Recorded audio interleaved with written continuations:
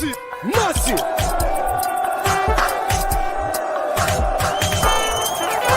Yo, massive, massive.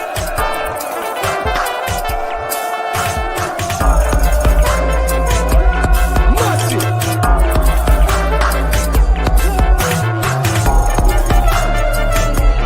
Massive.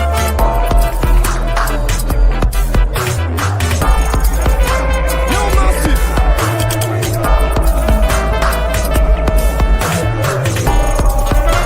Yo, massive.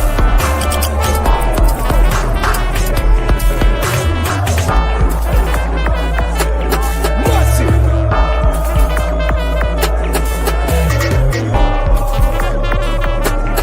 Massive. Massive.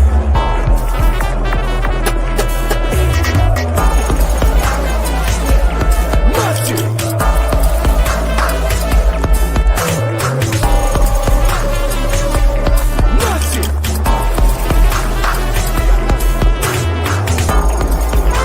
Yo, massive, massive. Yo, massive, massive. Yo, massive, massive.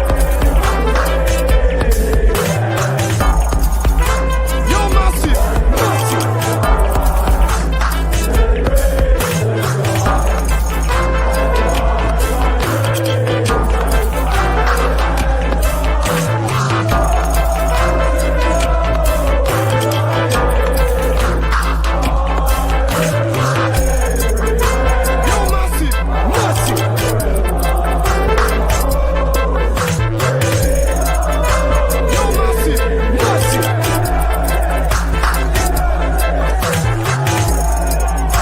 Yo, massive.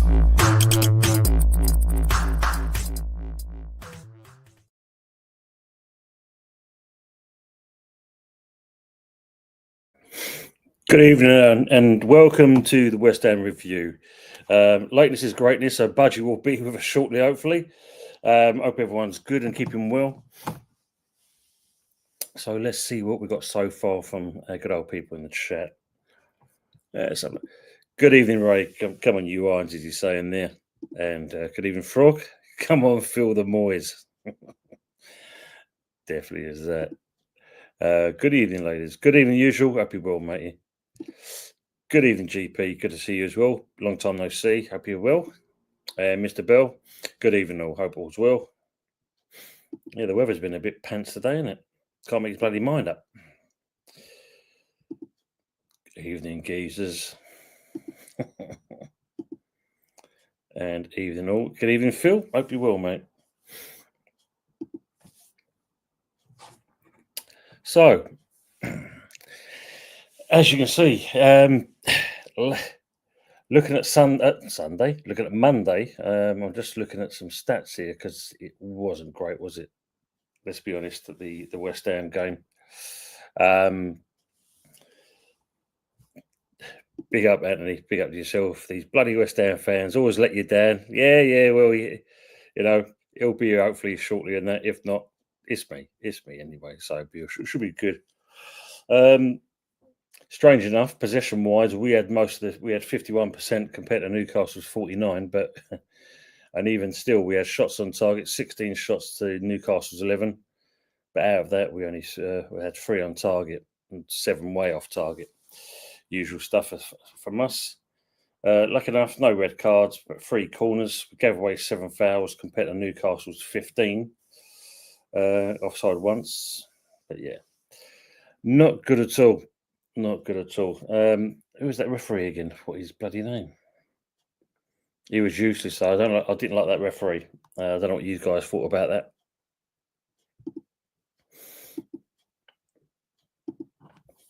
But there was one good thing about it. Let me just find his photo. This guy made a return back, and it was nice to see it. Quite surprised to see him out there at this stage.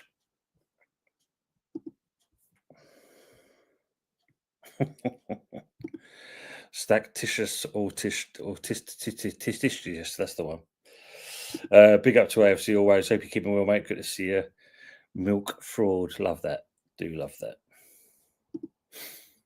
GP saying more UA for cheating or rigging that pen, in my opinion. I mean, that was why VAR never looked back at it as well. It was clear and obvious what the push was. and then even go back to it. Yeah, I agree with that, Steve. I don't know. I think I said it yesterday on the good, the bad, and the ugly. When you look at it, I don't know. Potter goes for this phases. We have a couple of good games, then the third one comes along, and for some reason he goes back to Lopetegui standards, and it doesn't look great when we do that, and it's cost us in certain respects.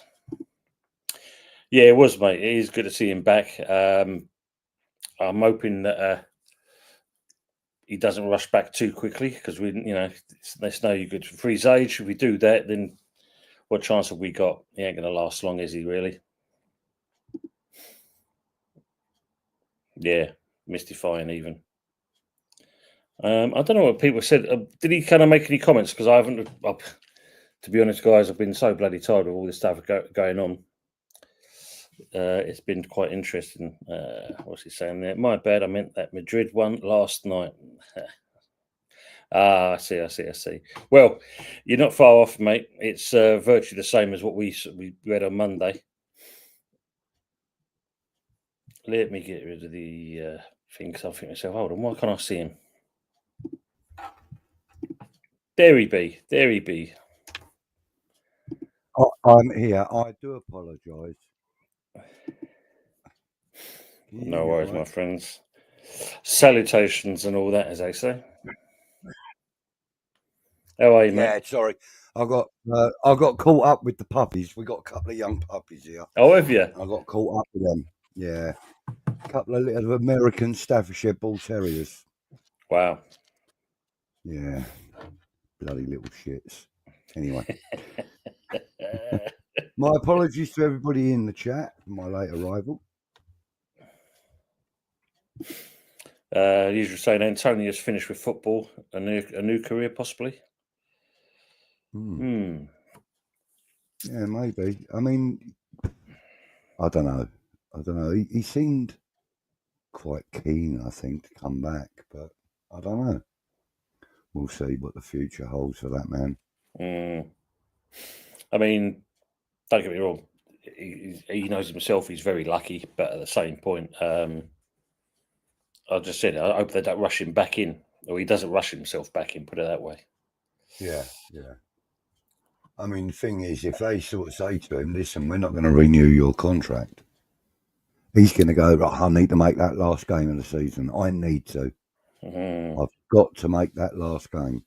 You know what I mean? Even if he only comes on for a 10-minute cameo, at least we'll be able to say goodbye to him, you know? Yeah, of course. It'd be nice to be there as well, I must admit.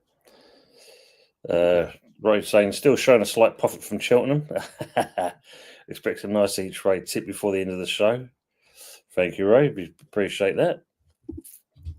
Budgie, hope you got a note he's saying there, Mr. Bill. Yeah, mate. Yeah, got a sick note from the dog. Thing is, I've got a 7-year-old bulldog and he's scared shitless of the pups. Bloody hell. Ridiculous, mate. But they are a bit keen. Sorry, carry on, mate. No worries. I've just seen DeLitt has done his usual and he's just given away a penalty. Ooh. Let's have a look at that. Oh, yeah, clear it. He's caught it from beyond.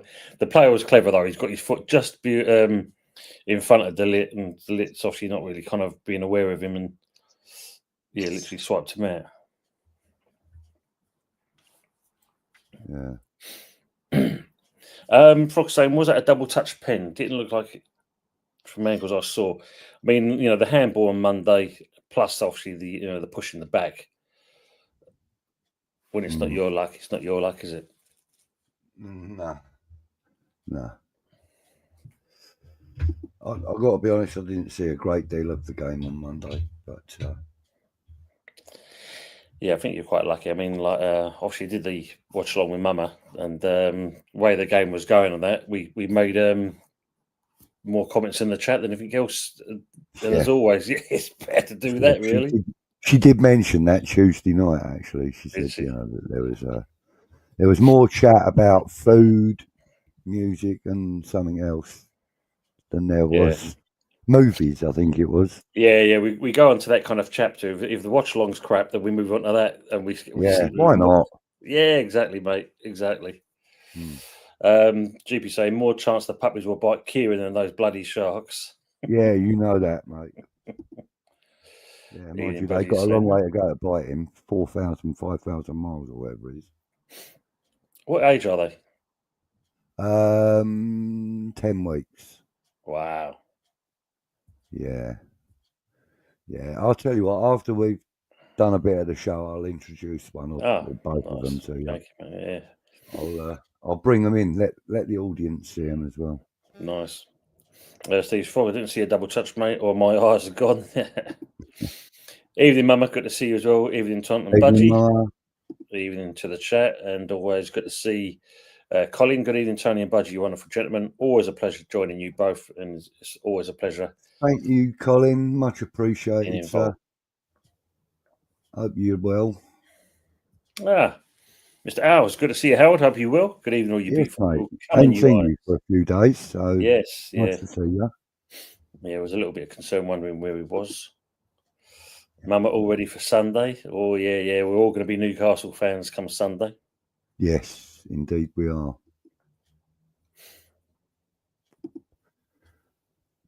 Yeah, Mama's all ready. She's ready to go.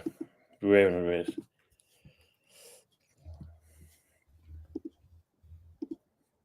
Yeah, so maybe I should put a little explanation up about later on in the show, the Green Street Elite bit. I completely forgot who we were going to plan for this week. And obviously Tone was busy, so I prepared one for a player that I know everybody will like.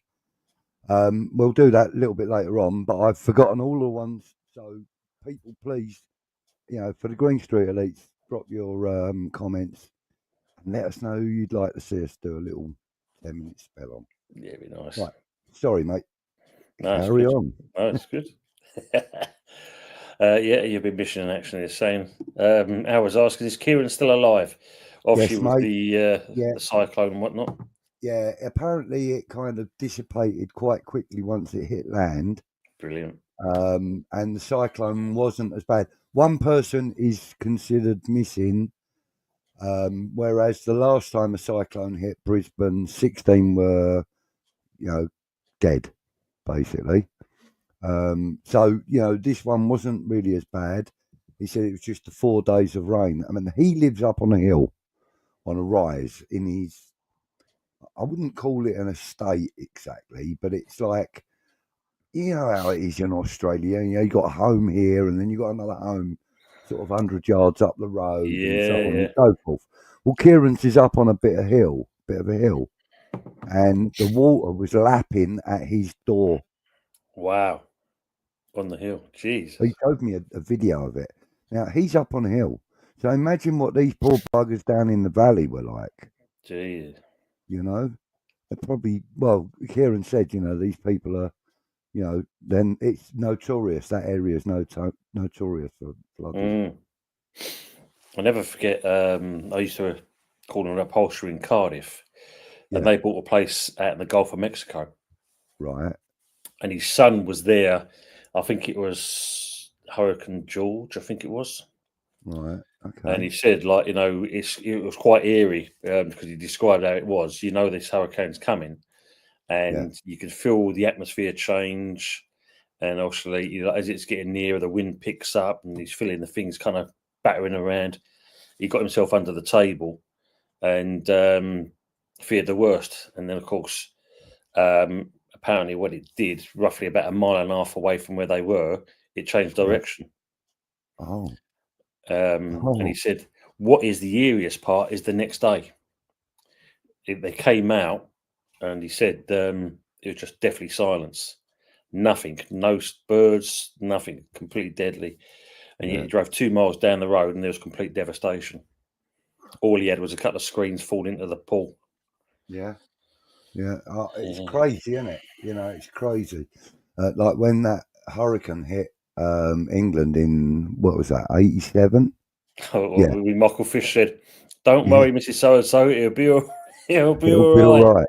Yeah, well, two of my dad's neighbours at that time, they both lost stuff out of the garden, multiple roof tiles and everything else. My dad lost the corner of one roof tile where Bloody hell. one of the other ones had smacked into it and broke it off. That was it. That was the only damage my dad's house. And it's on Wow. the end of a terrace. So you would think it would get smashed, but it Yeah. didn't. It was the houses further in to the terrace that got Well, miraculous. smashed. Yeah. Well, it's a game of two halves now because Man United just scored from a penalty as well. 2-2 right. again on aggregate. Okay. Good evening, Daniel. Evening, Tony. Evening, Budgie. Speaking of the last game, I can't wait to see Paqueta on Saturday. I reckon he'll play out of his skin if Potter gives him a chance. It'll be a mistake if he's not picked. Yeah. Yeah. I mean, he started showing a bit of promise again, didn't he? Mm. You know? Yeah, I suppose it's maybe it's a bit of light relief for him at the moment, knowing that this hearing's coming up. Yeah. Yeah. Yeah. It's coming up real soon too, isn't it? I'd like to know how they know it's going to be 3 weeks, though, myself. Because that's what they claim straight away. Mm. It's going to take 3 weeks to do it all. Yeah, but it seems like it's an already foregone conclusion. Mm. Yeah, they're calling for a lifetime ban. It's going to take 3 weeks. It's going to be on this day. And it's like a foregone conclusion for the poor sod. It's almost like he's a dead man walking. Yeah, yeah. And you've got to feel sorry for anybody that's in that position. And, it's not like he's threatened anybody's life or anything like that. He's not taken anybody's property. He hasn't caused damage to anything. He hasn't attacked anybody. He hasn't, committed any fraudulent crimes or anything like that. All he did was went and got himself a booking, all over a 12 quid bloody bet. Yeah, well, they're saying it's about 3 or 4 bookings or something. But the value, as you said, it kind of equates to something stupid, really. Yeah. Ah, that's where Howard was. Yeah, so he was engrossed in the sculpture. My creativity peaks and troughs. May hey, will the sun shines on all that, fella. Yeah. As long as you're all right, Howard, that's the main thing. That's it, Howard. Just keep chipping away, son. Just keep chipping away. You know what I did there? Yeah, I caught on to that one. Good evening, Michael, please. Good evening, Tony and Budgie. Good evening, Michael. And yes, because obviously, as you can see on there, here we go again for the game, and obviously the Moyesiah strikes back. Yes, come Saturday. GB says, if Moyes beats us convincingly, do we make a mistake by letting him go? I don't believe that it was a mistake letting him go, because when you consider the number of disenchanted fans that were calling for his head, the players that stopped playing for him, the players that he had that he wouldn't use, when you consider all of that, I don't think it was a mistake. And listen, fair play to him wherever he is. Doesn't matter where he is. Fair play to him. If he can get that team into a winning team, then great. At least we've had the pleasure of getting a European trophy out of him. Yeah. Now somebody else can benefit from that experience. All right. That's a bit of a pragmatic way of looking at it, I know.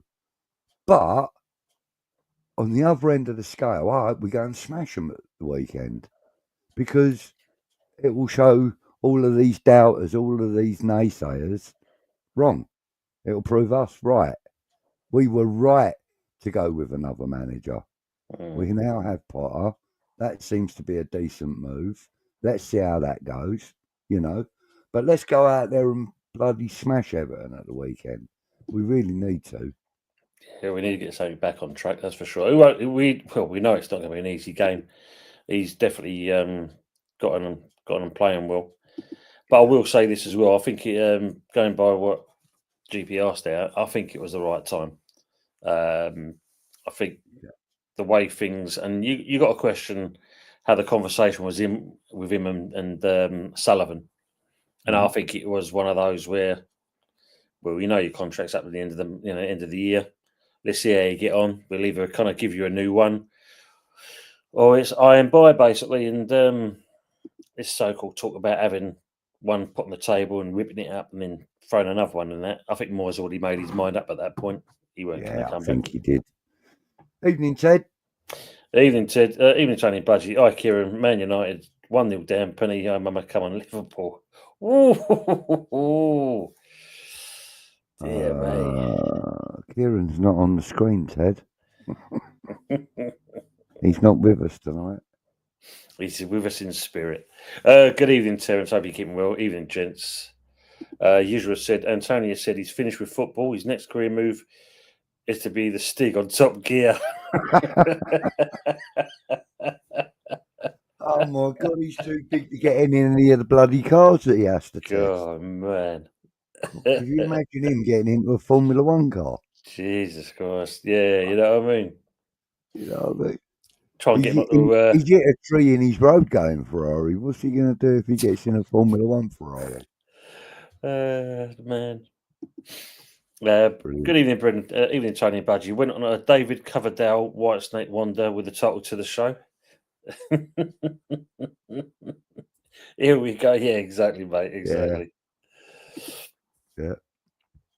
I was saying you'll be seeing less of me, Famo. My daughter and I have some projects that need some more attention in the coming weeks.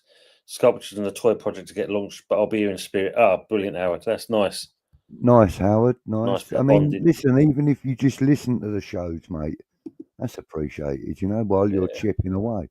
If you can't, if it's too distracting, we understand. But it's, we appreciate you acknowledging it, mate. Thank you. Yeah, exactly. Here we go. Here's Ray. Look, Cheltenham, the 320. Wendigo, each way, come on. Make a note of that one. Okay. All right, hang on. What's it called? Wendigo. Wendigo. I'm actually going to fucking write this down. Leave it up there, Tone. Leave it up there. I'm leaving it up there, mate. I'm actually going to take a photo myself because I know I'm too bloody busy. The 15 remember certain things at Cheltenham. Wendigo. Yeah, Wendigo. Each way bet. Right, I'll have a look, see what that says on my little app. Brilliant.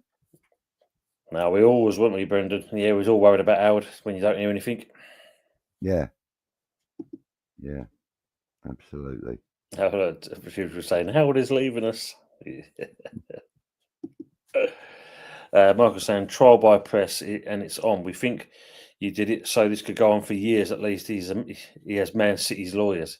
Now, there you go. If that's the case, then hopefully there's a chance of retribution. Frog saying, if Antonio's surname was Hammond, he'd get a book out of that accident. Very true. Very true. Terence saying, I'm still agged at losing to Newcastle. Thank God none live local. Hold on. Wendigo's not even listed at Cheltenham at 3:20 tomorrow. No.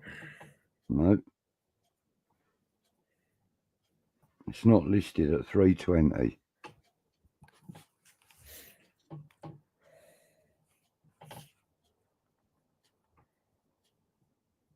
Right. Hang on. Let's have a look. Oh, you donut. 3:20. Let's have a look at the 2:40. Race card. 3:20 tomorrow at Cheltenham. Yeah. It wasn't listed on my... Let me have another look.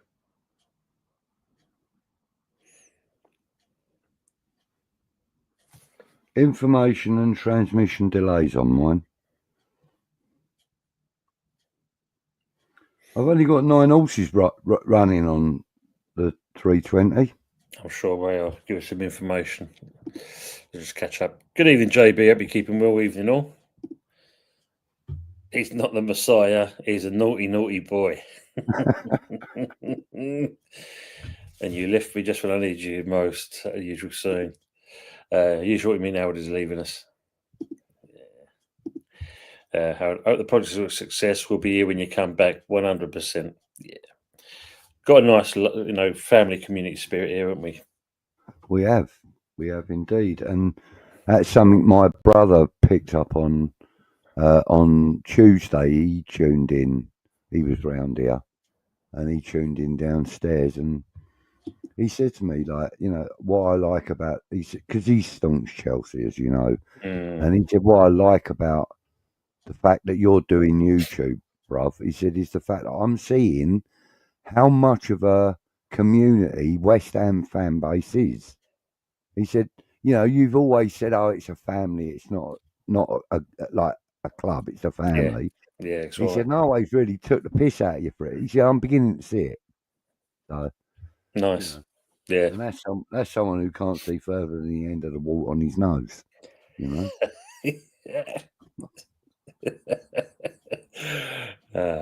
No, it's good, mate. But it is true, isn't it? That's what we all like. And that's good news, Howard.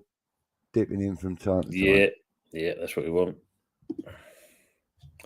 Our sculpture of steel, we can all worship it. Oh dear. It's 20:20 PM. What is it? Tell me, get on here. Brilliant. Yeah, that's good, man. I would have enjoyed a bit of dipping in and out. You give me a commission, GP. Ted saying crap sport would be all over the Moyes bandwagon if it ever win, but who cares? Yeah, of course, mate. That's right. They will be, Ted. Definitely. Yeah, he knows Kieran's not. He was just saying hello. All right, fair enough, mate. I'll let him know.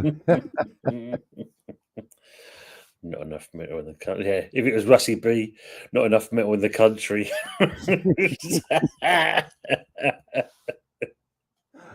We all love you, Russ, by the way.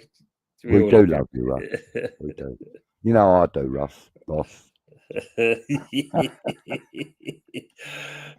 me the keys to West Ham Network every Wednesday, mate. I can't say anything bad. You can't say anything bad. Nah, good old show he does. Absolutely, Howard. I agree with that so well.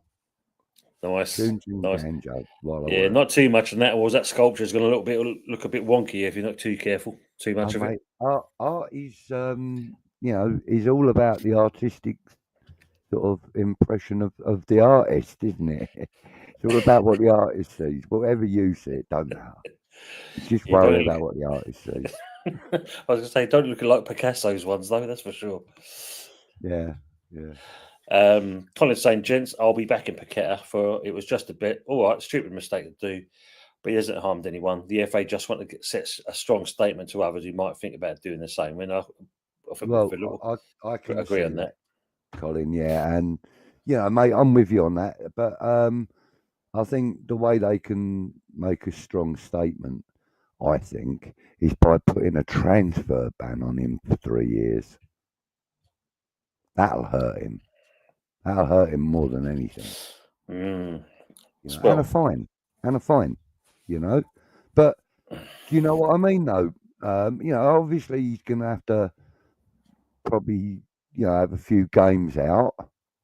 But I think if they gave him like a 3-window maybe transfer ban, that's going to stop the likes of him doing what he's accused of doing. Decent players that are using clubs to get a move to a better club, if you know what I mean. And that's basically what Paqueta's doing. And Kudus. Other players have done it. You can't blame them. But, it will stop them from making those stupid mistakes. Yeah. If you put a transfer embargo on them for a little while. Do you know what I mean? On the player, not the team. Well, it's hoping it's not. It should be on the team. I mean, at the end of the day, at least you can say there was no involvement from the club itself. But I think the key thing there is if the City thing is still on, which I doubt very much it will be at this stage, you're right. I think but then it does hurt us because if you can't move on and we lose that, it's a double-edged sword, isn't Yeah. it? In that I mean, respect.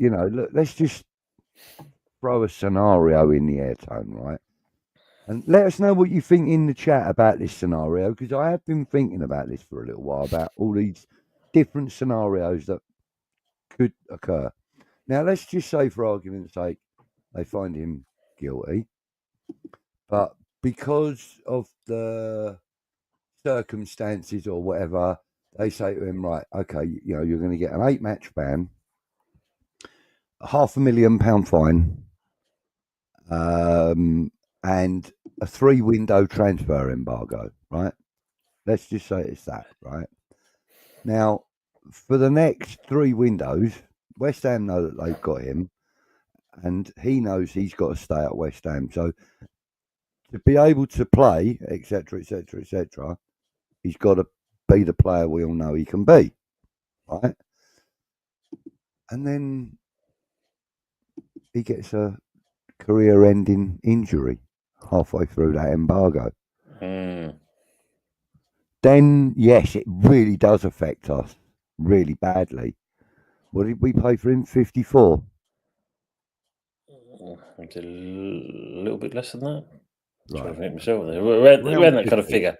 Around that Around kind of figure, 50. yeah. You know, but I mean, like in 18 months, which is what, 3 windows time, in 18 months, we could probably still get 70 for him, minimum. You know, I think. If he performs, the player that we know that he is, you know. So, it could be beneficial to the club that we do get to keep him. And, he takes us through to another final. I think in that respect, you'd want to see the player show his respect back because we've stuck with him. Yeah. Yeah. So Yeah. you expect that. I mean, unfortunately, I suppose this day and age, you just can't tell with these players now. There's because loyalty is a very thin stretch word these days. Yes, And it is, Tone. And the thing is, most players will admit that their loyalty is to themselves and to their careers. Most players will admit that, and there are the occasional players that you would credit for saying that, my loyalty is with the club I spent my entire career with. The likes of Mark Noble, look at Ginge. He came to us. We sold him because we needed the money to Aston Villa. First opportunity he had, he was on the train back to London. yes, that's right. Yeah. Because he wanted to be here. He wanted to be at home. He felt like he was at home at West Ham. And there are some players that do that. They feel at home instantly. And I think Paqueta does feel at home here. It's a rare quality these days from players, as you said, because obviously they are looking at the pound and pence. As we know, it is a short-lived sport. And they're going to try and look for the best penny they can do, especially with the money that's involved. But hopefully we do keep hold of him. We need to. Oh, excuse me.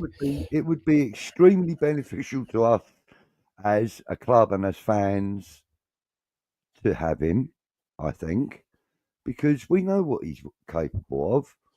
We've seen what he's produced in the past, and what he's produced recently. In certain games, we know what we've got here, and Potter, if he focused on Paqueta, if he knew that Paqueta was with us for at least another 2 seasons, and he focused and built the team around Paqueta, I think we'd have a winning formula. I really do. I'm not saying that he's the greatest player on the planet, because he's clearly not. Yeah. Yeah. But suits us, though, isn't it? I mean, for what it is. It does, and he's kind of one of those maverick players we tend to love. You know, he's a bit maverick, isn't he? You know, like There's no some two of ways those about that. early passes he makes, and you think to yourself, "What the?" But the fact is that had the player that ball's intended for been on his level, may very well have been a different story. Yeah, You true. know, like imagine if, say, for example, Emerson was the player in the middle that he was playing to. You'd have a very different story. Bowen gets him.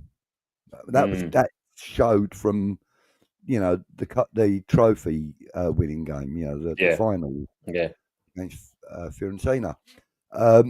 But Bowen really does get him. But imagine if he had a Emerson type player that he really clicks with in the middle of the park, and he's playing that little triangle with him and Bowen.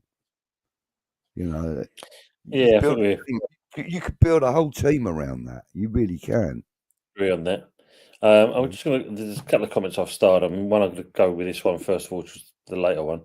Daniel's saying, would either you lads drop Suchek and Ward-Prowse for Saturday? Right. Okay.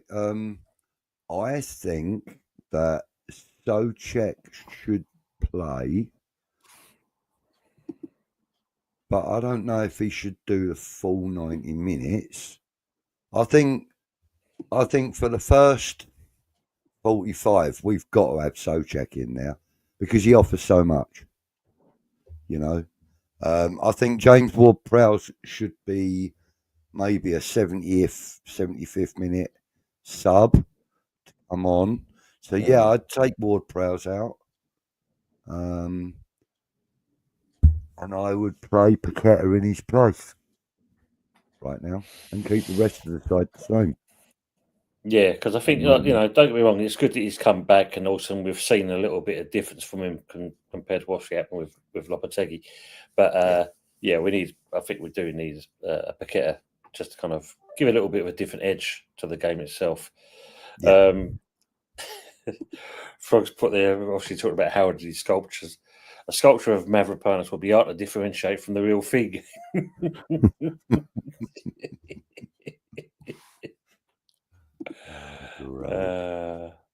Michael's saying Paqueta can still play while the trial's ongoing, which seems weird to me.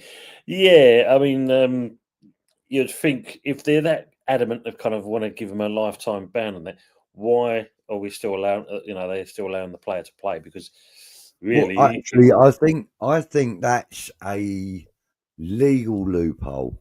To be fair, there's this thing that you're innocent till proven guilty. So, providing whatever you do isn't life threatening to you or anyone else or anything like that, I think they're legally bound to allow him to play. Yeah, it just seems strange because you think if it was a job, for instance, then normally you're on kind of either gardening leave or you're taking off duties for the time being. Phil saying here, Galloping Deschamps tomorrow at Cheltenham, short price, but all my profits going on it. Good luck with that, Phil. Hope it all comes through with you as well, mate. And good evening again to Lee, Stay from TV. Good evening, mate. Hope you're all well. Good and your mum and dad, evening, as Lee. always. Welcome good to back, see you. Sir. JB put in a comment earlier and he said, did anyone see the Dortmund push last night? Less than bloody Isaac on Max. Annoying that was. A few weeks ago before Chelsea on Bowen, the same thing let her go. Goal, so annoying. Yeah, as we said, we were alluding to this push that he did. And Yeah. I mean, this is where we were talking about it last night, VAR. And again, it's still this bloody inconsistency with it. And we're still waiting for the semi-automated thing to kind of really kick in. I don't know, Budge. Yeah. I don't know. It's just Yeah. we know it's here. It's here for the long term, but unfortunately, Yeah. I think with the VAR, I think there needs to be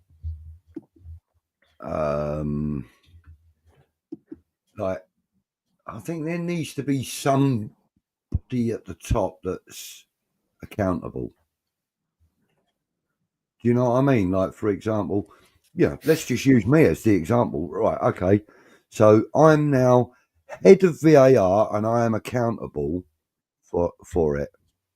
So now, West Ham have played Everton. There's been a dodgy VAR decision and it's led to a goal. And the goal's been given, but it shouldn't have been. But VAR haven't picked up on it or whatever. And it's down on me and I'm backing my blokes. How then does that change anything? It doesn't. The only way it gets changed, right, is by having the individuals accountable. So like, for example, I've made a mistake in the VAR room this week, right? I've allowed Everton to score a goal that they shouldn't have scored.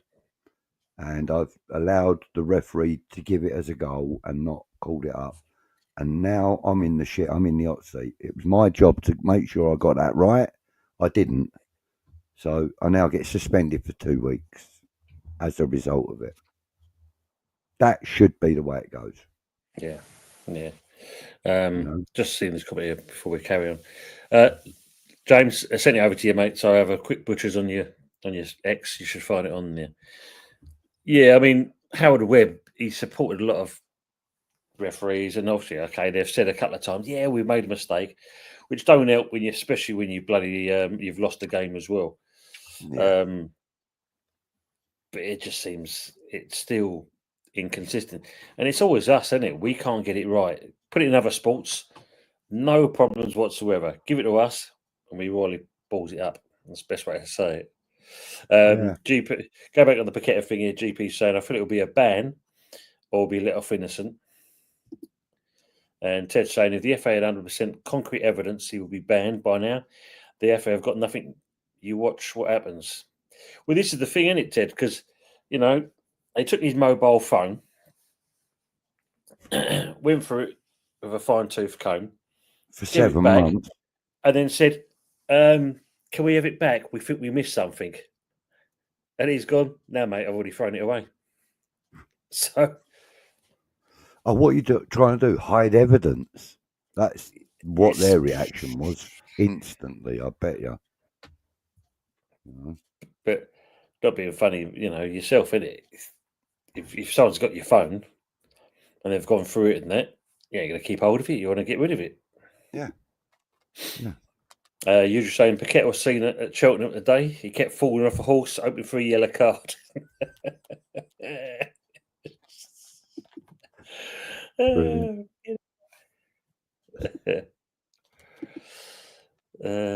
you just moderate yourself? Usually, Michael Please saying, yeah, just like Ivan Toney's loyalty to Brentford after they stood by him. Yeah, I get what you're saying there, Mark. I mean, let's hope that he does. I mean, but I said players are fickle these days a little bit. You've only got a few that would actually stand and stay put rather than Yeah, FA want blood. Can't see them given a temporary ban.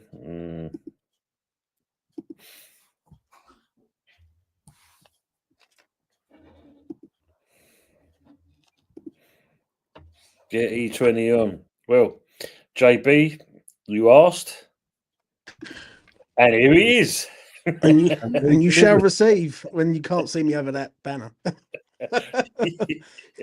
How are you? How is it? Yeah, good, mate. All right, Busy mate. as anything. Other than that, I'm all good. Yourself? Yeah, I'm all right, mate. I'm all right.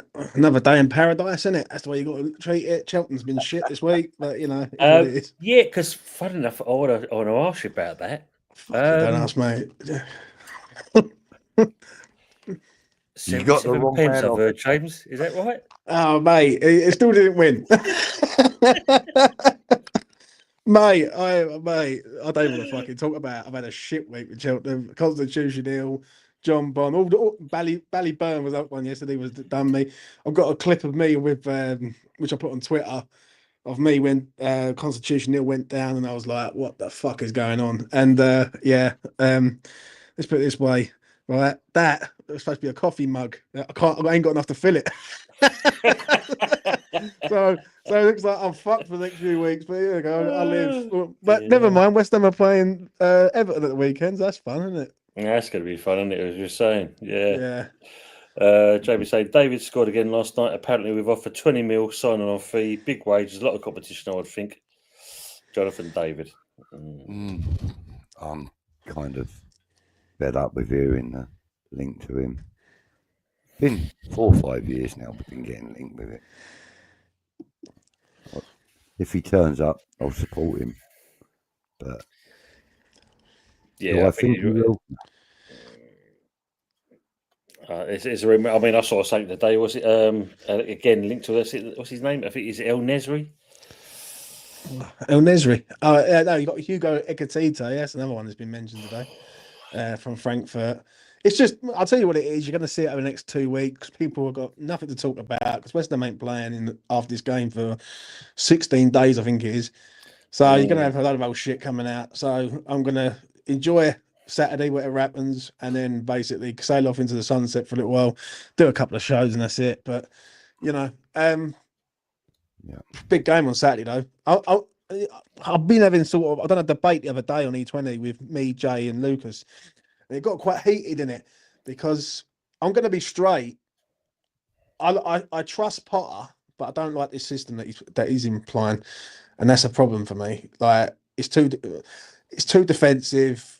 And basically against Newcastle the other day, we had no attacking threat whatsoever, and that's a problem. Do you know what I mean? You're supposed to win games if you can't score goals. The way I see it, though, James, and I said it earlier on before Budge come on as well. I see him kind of get a couple of good results. Yeah. And then suddenly it's like he goes 3 steps backwards, and then he does a style like he did on Monday. Yeah. And then all of a sudden you'll see in the next couple of games now it'll be a change again, and then he'll reset back again. I don't know. That bit is weird. I mean, a couple of people in the chat were saying like they was a bit unsure about his substitutions as well.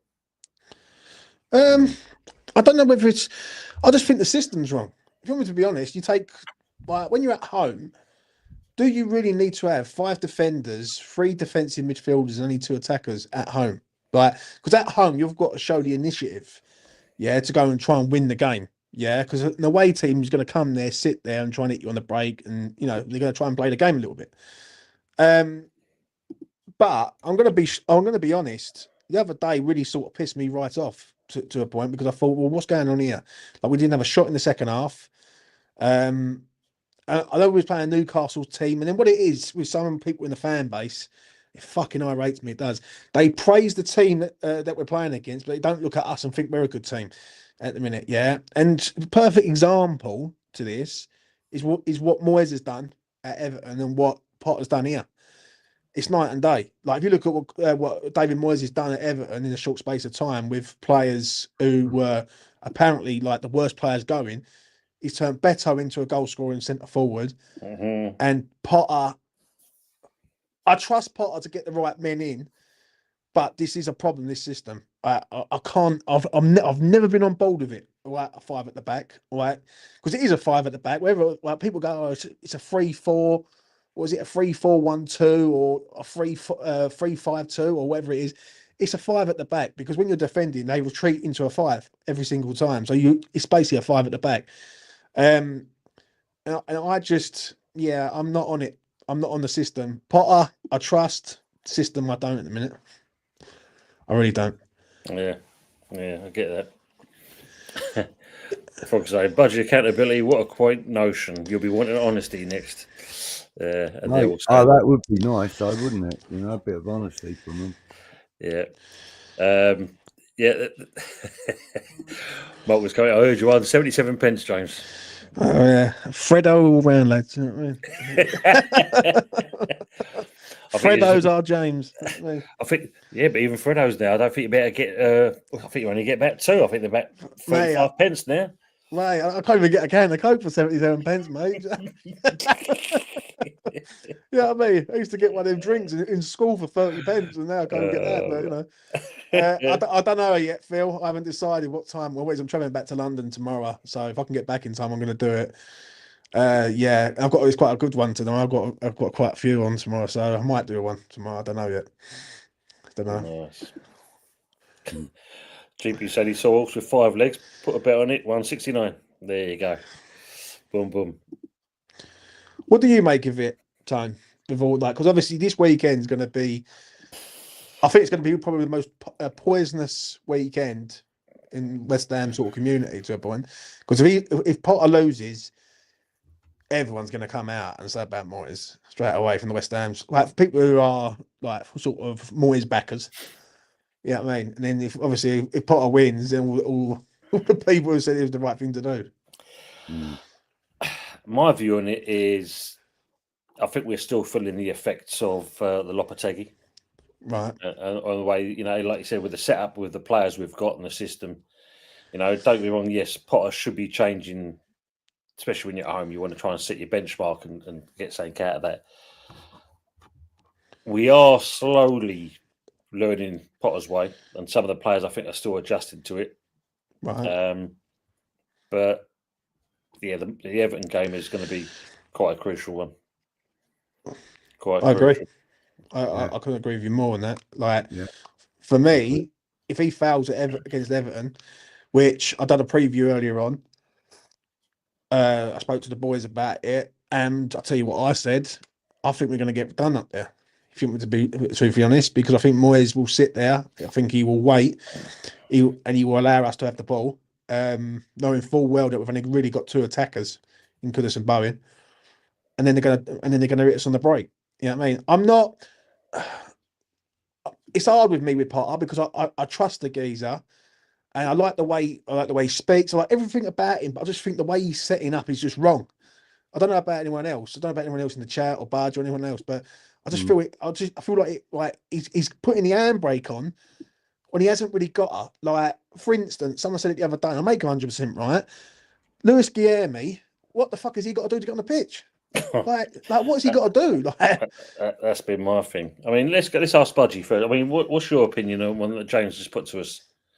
Well, listen, James, I couldn't agree with 99% of what you said more. You know what I mean?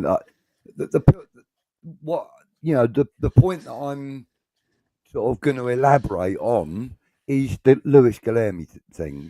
Yes, we know that he's fast and he's part of the first team setup and this and that, but he's not even getting like under 21 games or anything like that. So there's something very strange going on. I've been trying to sort of argue the point that he's only 19. He's just come over from Brazil, and maybe the club are being very careful how they introduce him, because let's be honest, it's a very different game here to what it is in Brazil. Yeah.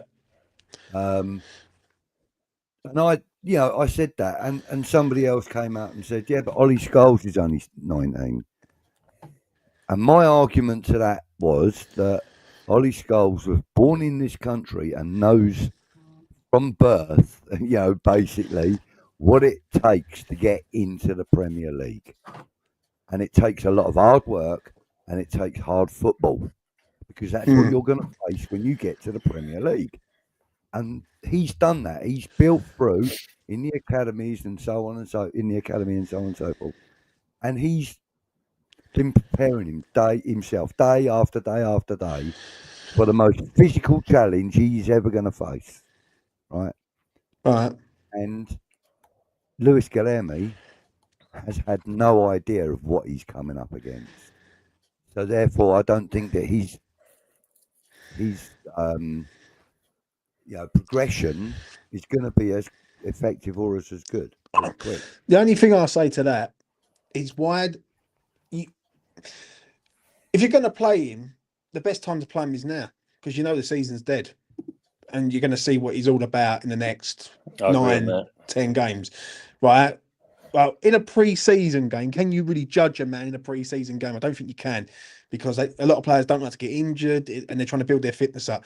Currently, right now, we're in competitive games, and the geezer can't even get on the pitch. And the thing that does me a little bit is Danny Ings is coming number 4 in. Danny Ings is out the door at the end of the season. He's going, like, because he 125 grand a week. We're going to keep him. So I don't understand why Potter's not playing him on that side of things. The system just winds me up. I mean, and my fear is come Saturday afternoon at 2 o'clock when the team sheet comes out, if he goes with the same 11 again, then we've got a stubborn manager 2.0. Like we've got a manager that doesn't like to change nothing, and he's adamant that he's going to stick to what he knows. Now, a few of the boys have said to me on E20, they've said, Jay, listen, this is his philosophy. This is how he sets up. He ain't going to last long here, mate. If he goes down this way, like no one's going to sit there and put up with passing sideways and back. And I keep having this mentioned, which I've got to say it. People say, well, wait till he gets his players. That's all well and good, right? But there's no guarantee that these players are going to gel straight away. Yeah. And next year it could be a bumpy road again. Like, are we a patient fan base to go and wait another year for stuff to happen? I don't think we are, if I'm being truthfully honest. I think we are in a reactionary fan base, and when it ain't going right, we react to it. Do you know what I'm saying? Like, for instance, the last 3 games, sorry, Newcastle the defeat, and then you had the 2 wins. I think the 2 wins, Arsenal and Leicester, there was 2 sides of West Ham that you saw there. You saw the going 1-0 up and sort of low blocking it, and that's what we're good at. One thing what I will say, and people won't like it, we know how to defend the lead when we're in front and see a game out. Against Leicester, for me, 2-0 up, we should have rolled Leicester out the ground. I mean, like that should have been that we should have been more convincing. It felt like, 2-0 up, why have we got to do this? Right? And then against Newcastle, a side that is good defensively, got a top class striker up front. They only need 1 chance. And we are at home and we don't make no chances in the second half. It just feels wrong to me, that this system, like, it's not Potter. I think the players, he needs to get his players and understand that. But the system for me feels like the handbrake's being pulled up and he's being more, I don't want to say it, but I will. He's more defensive than he is positive. He's looking to not lose a game rather than try and win a game. He has been known to been defensive. We've seen that before with Brighton and that. But you've got to look at it like this as well. Considering how the season's gone so far and that, have the players gone, okay, we look safe now. The cushion between us and below us, we're safe. Yeah. Do we really do that much now? We ain't going down. We can just go for the motions and we can just see it through. There could be that possibility. I'm not saying it is that case. But isn't there professional pride though their time? Should be. Yeah. But unfortunately, we was talking about it before you come on, and you might have seen it in the chat. Do players have that kind of attitude these days? A lot of them don't, mate. Wouldn't they you take the say pound though, and pence? But yeah, I agree with you on that. But wouldn't you say that a lot of them are playing for their futures to a point? Like also, they should be, yeah. But then I suppose we've got to be realistic in the fact of it is West Ham, and some of the players we have got are not going to go on to big clubs. Yeah, there's only less than a handful that you could say that would go to a big club and we'll get top dollar for them. So for them, this is their kind of this is my pension. Happy days. I'll go out, got the shirt on, I'll kick around, I'll do a little bit. But considering how the season's gone for us and that, and we all know this one's written off. You've said it, James, on E20 and as well as on here. But yeah, some of them will literally just go for the motions now because it's like, well, look at that below us. We have got no worries now. We can just win a couple of more games, get it under our belt. That gives us a little bit more of a cushion. Happy days. Yeah, but when you look at it like that, that's why it baffles me that Guilherme don't play. Like, do you know what I mean? And I agree on that. I mean, this is your opportunity to see more of the youngsters, the Carneys and all the. What's his name? Does it begin with C? Is it Casey? Carney? Casey, sorry, that's it, yeah. Casey. It gives the opportunity to see these lads. What can they actually do? And you should be. And this is what we should be future proofing ourselves for next season. The comment you said about yes, he wants to get his own players in, get a bit of reaffirm where we should be because we know at the moment we're nowhere near that. I agree with the defensive side of things. I mean, I've got a comment here from Michael. As he said, he's basically working with what he's got. He's made the defence slightly better, but attack obviously is worse. And this is where I think we've said it before. You look at Kudos sometimes, apart from the Arsenal game when he suddenly, I'm in the shop window here, I'll do good. That was a one-off. Yeah, this but season. is the defense better, or is it just more? Is the defense better, or is it just more organised? Because I had this argument the other day, right? And listen, anyone who wants to go and watch it. Have your say that me and Jay and Lucas had, because it was quite fucking heated. Like me and Lucas never clash. Like me and Lucas never clash, and we was clashing on this one big time. For me, yeah, it's more organised, but the attacking threat is dead. I mean, like literally dead. And the issue I've got, which I can't work out, the other day you're playing Newcastle, all you've got to do is take Cresswell out and put Ferguson in. It's a completely different mindset altogether. Then you take Cresswell out, you go to a 4 at the back, you go 4-3-3, because I know Newcastle. You want to try and match Newcastle in midfield, and then you got Evan Ferguson up front, who's a focal point, and Kudus and Bowen together on either flank. It just feels like to me that I don't know what we're trying to do. Like if I'm being honest, like Kudus and Bowen as a 2-man attack now. Evan Ferguson was brought here for a reason, yeah, because we're basically bringing him here for squad depth, but we're also looking at him for next season. How are we supposed to look at this geezer if he's never playing? Like, it just makes no sense. I suppose because he's only, when we got him, didn't he only just come back from an injury? He come back from injury, but it was like a short term injury, because he was on the bench for the Amarin that Brighton took at Forest, and he come back. We signed him. He come on in the defeat against Palace or Brentford. I think it's Brentford. I think it was, yeah. And then after that, he didn't play. He come on against Arsenal. Come on against Leicester. Come on against Newcastle. I don't like this where people keep saying about the minutes, because I see it with Tadibo. Like, we're paying him for an hour, and then we've got to sub him off. And Tadebo's been pretty good. I'm going to be honest. Over the last 3 games, he's been pretty consistent. Like against Arsenal, he was very good. He comes off, and it's penalty station straight away. Like, we've got a £40 million ish defender there, and he's only paying for an hour. Do you know what I'm saying? And that just really grinds into me, because we need our best players on the pitch, because we're not good enough. We haven't got good personnel off the bench to cover what we've got on the pitch. It's like you taking Bowen out and putting Danny Ings there. It's night and day. Do you know what I'm saying? So yeah, it's a tricky one. Like you said, taking Tadibo off and letting them put him Mavropanos on. You know, straight away you kind of think, oh, fuck me, don't give taking away. And sod's law, he fucking does. You know, that's the way it is. I mean, Budge, I mean, James makes some good comments there.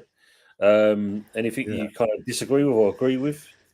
No, I listen. I think James knows what he's talking about. He sees more of the games than I do, to be fair, at the moment, because like most of the games that we've had, like the midweek games, I'm always bloody busy in midweek. I don't get a chance to watch them.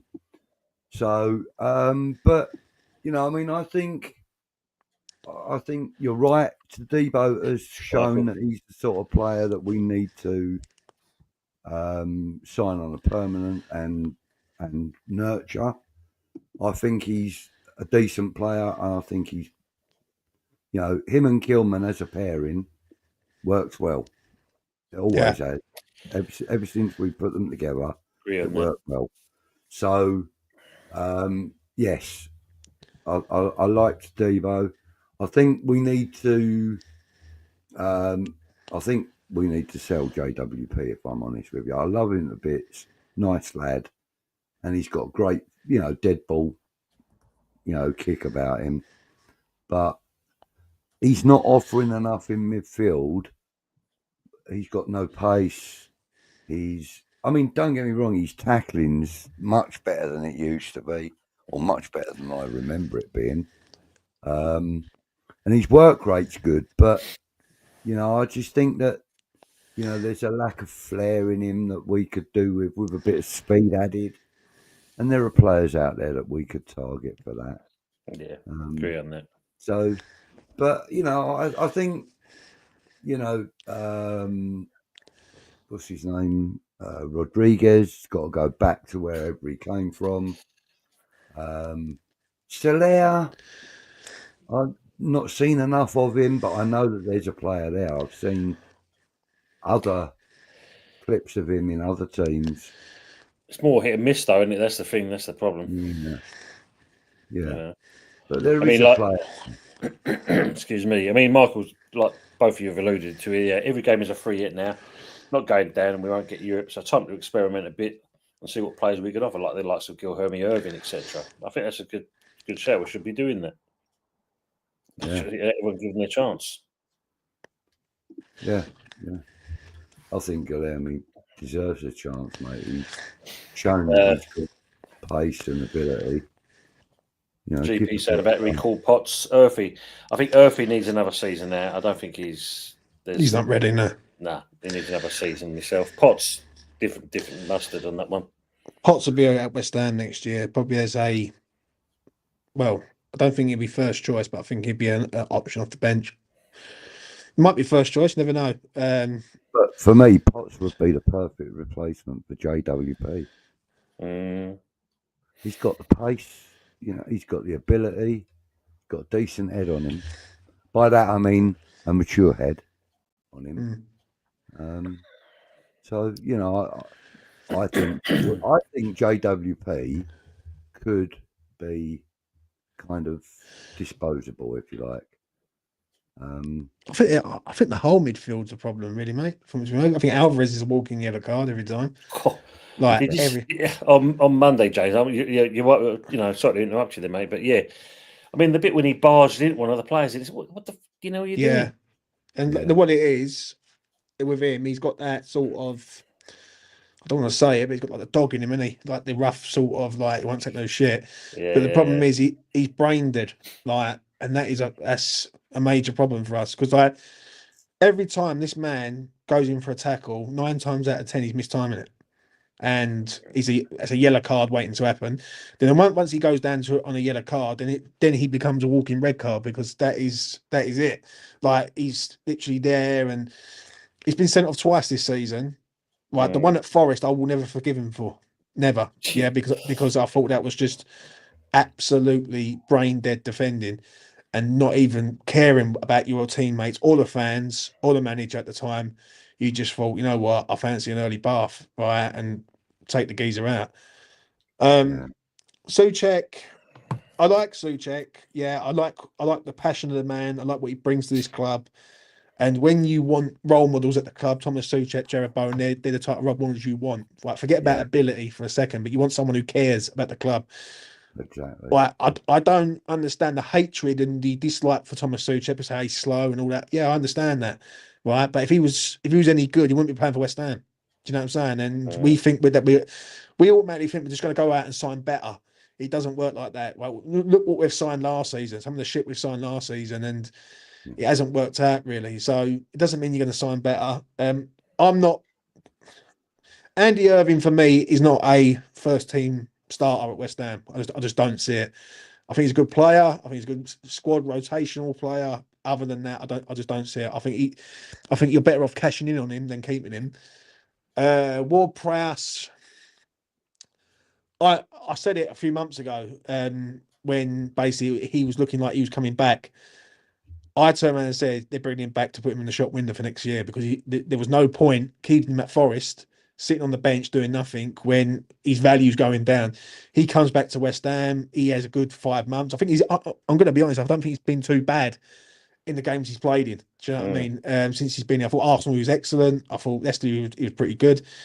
Newcastle not so good, but I think he's come back to be put in the shop window. Guido, I agree with. Soler, not good, not done enough for me. No. Like £27 million for this geezer. Do I really want to go and spend that on a man who has he been given a chance? Probably not to a point, but when he has come on and has played, he's been bitty. He had one good game, and you think, I remember the goal or the pass he done for against Arsenal at LS.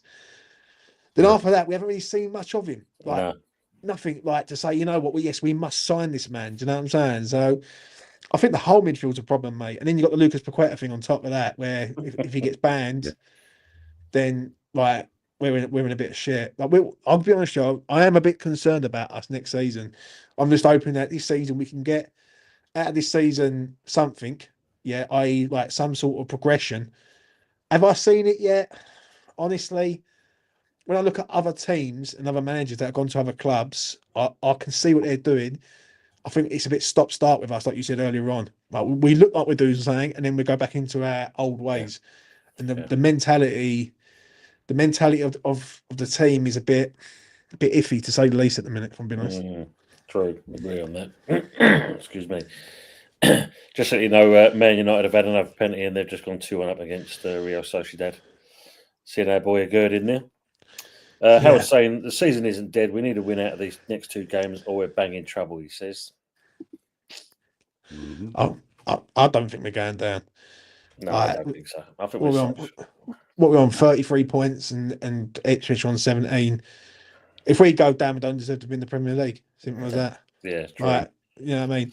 From that position. So I agree on that one. Prog saying Potsy and Murphy can't be recalled until the end of the season, as far as I'm aware. Bit early for them in the first squad anyway. Murphy definitely. Potts, no. I think like Budgie said, there's a bit more maturity about him.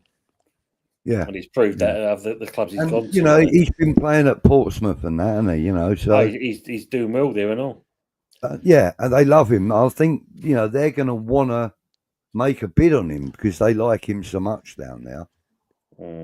So if we are going to bring him back, we've got to use him because they'll just snap him up, and he'll go there as well because although he says he loves West Ham, he's a West Ham player, blah blah blah blah. If he's not getting game time, or at least the opportunity to put himself up for game time, he's likely to look for a move where he's going to get game time. True, that's what he's in the game for. I mean, he got Player of the Year at Wickham, didn't he? So it just proves he's going in the right direction. He'd probably get Player of the Year at Pompey and all. Yeah, it wouldn't surprise me, mate. Wouldn't surprise me. Do you know what I mean? You just put here, if you're looking for professional pride, live in Brighton because the London Stadium ain't the place. Yeah, I know, mate. I did see it from usual, mustn't it? Please hit the likes, Mama saying it. Just look at, I am literally one away from the magic 900. Literally. Not bad. You get there, sir. You get there. Take me I might put you over that. Oh, hang on. How many more accounts you got, Budge? Budgie's got more accounts than a banker. Yes. I'm glad I heard it. I mean, it's like fucking deal with that, isn't it? 3 YouTube accounts. He's like, I'm gonna fight. I'm gonna get him to that 900, 100%. Well, I'm doing it now, so he's fine, man. Budgie's okay. Look, he was like me. I was supposed to be on with views on. It was my fault. I was rambling on about. It's like I was supposed to be the one with Budgie's show on Tuesday night, and I thought to myself, I'll get a nice little 40 winks, and then at 3 o'clock in the morning, got more than 40 winks, mate. That's how Budgie thinking, Brenda says. Brilliant. I'm already subscribed on that account. How do you see it, Tone, with the way the season's going with Potter? Because obviously the next 2 games are Everton, Wolves, and then we've got Liverpool coming up. We've got a busy April, I know that. And then, I know this season's sort of filtering out into nothing, but for me, you still got to play the games. Like, you still got the travelling fans, and you still got the home fans. So you still got to make some sort of effort to sort of at least try and get 10th. That should be the target. Do you know what I mean? Well, I think you're about 6-7 points off of that. So yeah, I think we've all kind of come to the same conclusion that the so-called new manager bounce never really happened. Yeah. I think, as I said before, the biggest thing he had to do was come in and try and get some identity back into it because Lopetegui, as we know, literally wiped it off the face of the earth, and that was the problem first off. And maybe that's why we're not at the first manager, the new manager bounce because he's more concentrating on getting them trying to playing a style. We are seeing some changes. I mean, as you see, that the fan base, we're quick to kind of praise and we're also quick to react as well. But unfortunately, we're also a bit of a fickle bunch as well. And we're easy to kind of jump on the bandwagon. It's like, we're unsure about this Potter fella. But he's still the right fit for West Ham at this point? I think obviously the summer's going to be massive. Yeah, again, I've done it. I've said that for the last 3 years. Every summer's going to be massive. It's massive summer, massive summer window. The only fear I've got with it is he signs 6, 7 players, 8 players maybe. There's no guarantee that all these players are going to gel into the side straight away and they're going to fit what he's going to do. Now, Lucas said it to me the other day. I make him right. McCauley's in there for a reason. Him and Potter have worked together at Swansea, at Chelsea, at Brighton, everywhere. They know what players that they're looking for. I get that argument, but they've never had to deal with David Sullivan, mate, either. Do you know what I mean? So this is where it goes down the other way. So I'm a bit. I just wanted to see something fresh, and what I've seen at present is a team that struggles to make chances, struggles to score goals, and when we do score goals, it's like literally panic stations to try and not concede one. You know what I mean? It is a bit of a. I suppose it's a fine balancing, isn't it? I mean, he's still got to try and get results, but at the same point, he's trying to get a team to adapt to his style. And he's been here for, relatively for a short period of time. Yeah, it's a case of sometimes you've got to, he's got to mix things up. And is this the right player to play for this particular game or the next game? Where we go with it, he's got no choice. What he's got is what he's got. He can't do nothing much else with it. But when do you? Like, there's 2 questions I've got because I asked it the other day and I asked it to both of you tonight.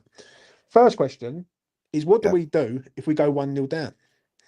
Because we're in a defensive situation there, yeah, and people like fans see it through their own eyes, yeah, but the stats don't lie. When you're not creating no chances, not having no shots on goal, to me, that's a problem. Right? It's a lack of attacking threat. So the question is, what do we do if Everton score early against us? How do we, 1, score a goal, and 2, turn the game around? Like, I just don't see it. I don't see the. I just don't see it. Do you know what I mean? I don't know. Maybe it's me. Maybe I've got to go to spectators or something. I don't know. Fuck knows. But I just don't see how we turn it around in this formation. It lacks attacking threat. What we need Bowen back out on the right. Yeah. I think we need Kudus out on the left. I think we need Paqueta in the middle. And I think in front of them we need another. I'm not suggesting Danny Ings, but is Fulkrug fit? If he is, get him in there. Because he's the sort of dangerous striker we could do with right now. He's proven himself at the Euros and stuff. We know he can do it. And if he's fit, get him in there, And if he's not, fucking get an under-21 striker in there. We'll get a striker in there and get them players around him. Mate, before I answer that, I mean, Colin's got here. That he's going to switch with Paqueta and so on and so forth. It would work for me, Well, say Colin's put here, he'll go with 1-4-4-2. He's got Areola, Wan-Bissaka, Todibo, Kilman, Emerson, Gil Herme, left mid on Paqueta, Alvarez, Kudos on the right mid, Ferguson and Barrett up front. And he said, I'm sure everyone will like playing this side. If he'll go for it. Make it happen. It'd be entertaining, wouldn't it? Nice if any of the managers in the current in the job currently, in any of the jobs currently, would play a 4-4-2. None of them do. And it used to be such an effective formation. But nobody uses it these days. I just see that comment for Usual Suspects. That's my mic, Usual Suspects. I'm setting up my OnlyFans. Do you know what? This mic is a nightmare, because I can never get it to the right sort of point. So when I've stopped talking, where I do breathe heavy, the mic's too close to it. It's picking it up. So I'll put it over here. Going back to your question now, I mean, I think what we're trying to do, and it's strange enough when you think about it, is a Moyes trait, and that's where we're trying to get teams break them on the counter, and that's why I think we're sitting back too heavily in that. And like the Newcastle, we were literally stationary. Yeah. Whereas in the last couple of games, we was a bit more creative. We actually kind of, we pushed up as a unit, dropped back as a unit. Like the Arsenal game, it just worked. Yeah. So why we can't be consistent and carry it into the next game and the one after that?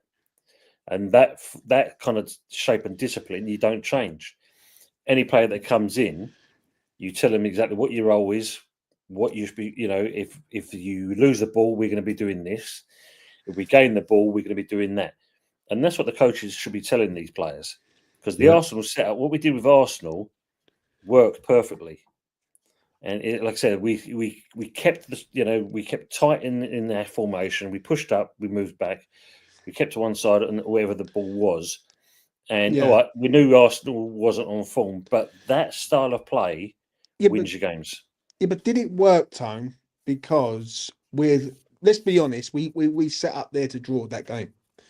We went there for the draw. Like, we didn't go there to win. Like we went there to sort of frustrate them and try and nick a point. Yeah, I think we went there not to lose. Yeah, right. That's the best way of summing it up, right? We went there not to lose. I agree with Budgie there, yeah. Right. On the Arsenal game, we scored at the perfect time, just before half time. Yeah, which gave us a platform to go into the second half. And one thing with West Ham is that when we're in a goal ahead, we are pretty good, especially against the big teams. I noticed this, that we can shut up shop and really find it hard. They get a man sent off, it benefits us, and in the end, it was all crumbling around Arsenal, whereas with us, it was like we had this under control.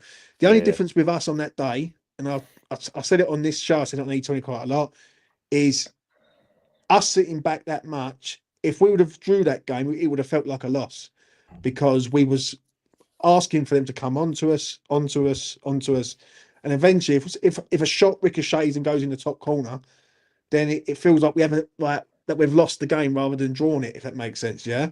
And that's the thing. I've got the problem with him. I mean, I've watched enough games of him now, the last sort of 5 games. I thought but even it's weird because against Aston Villa in the league game, I thought he was very good.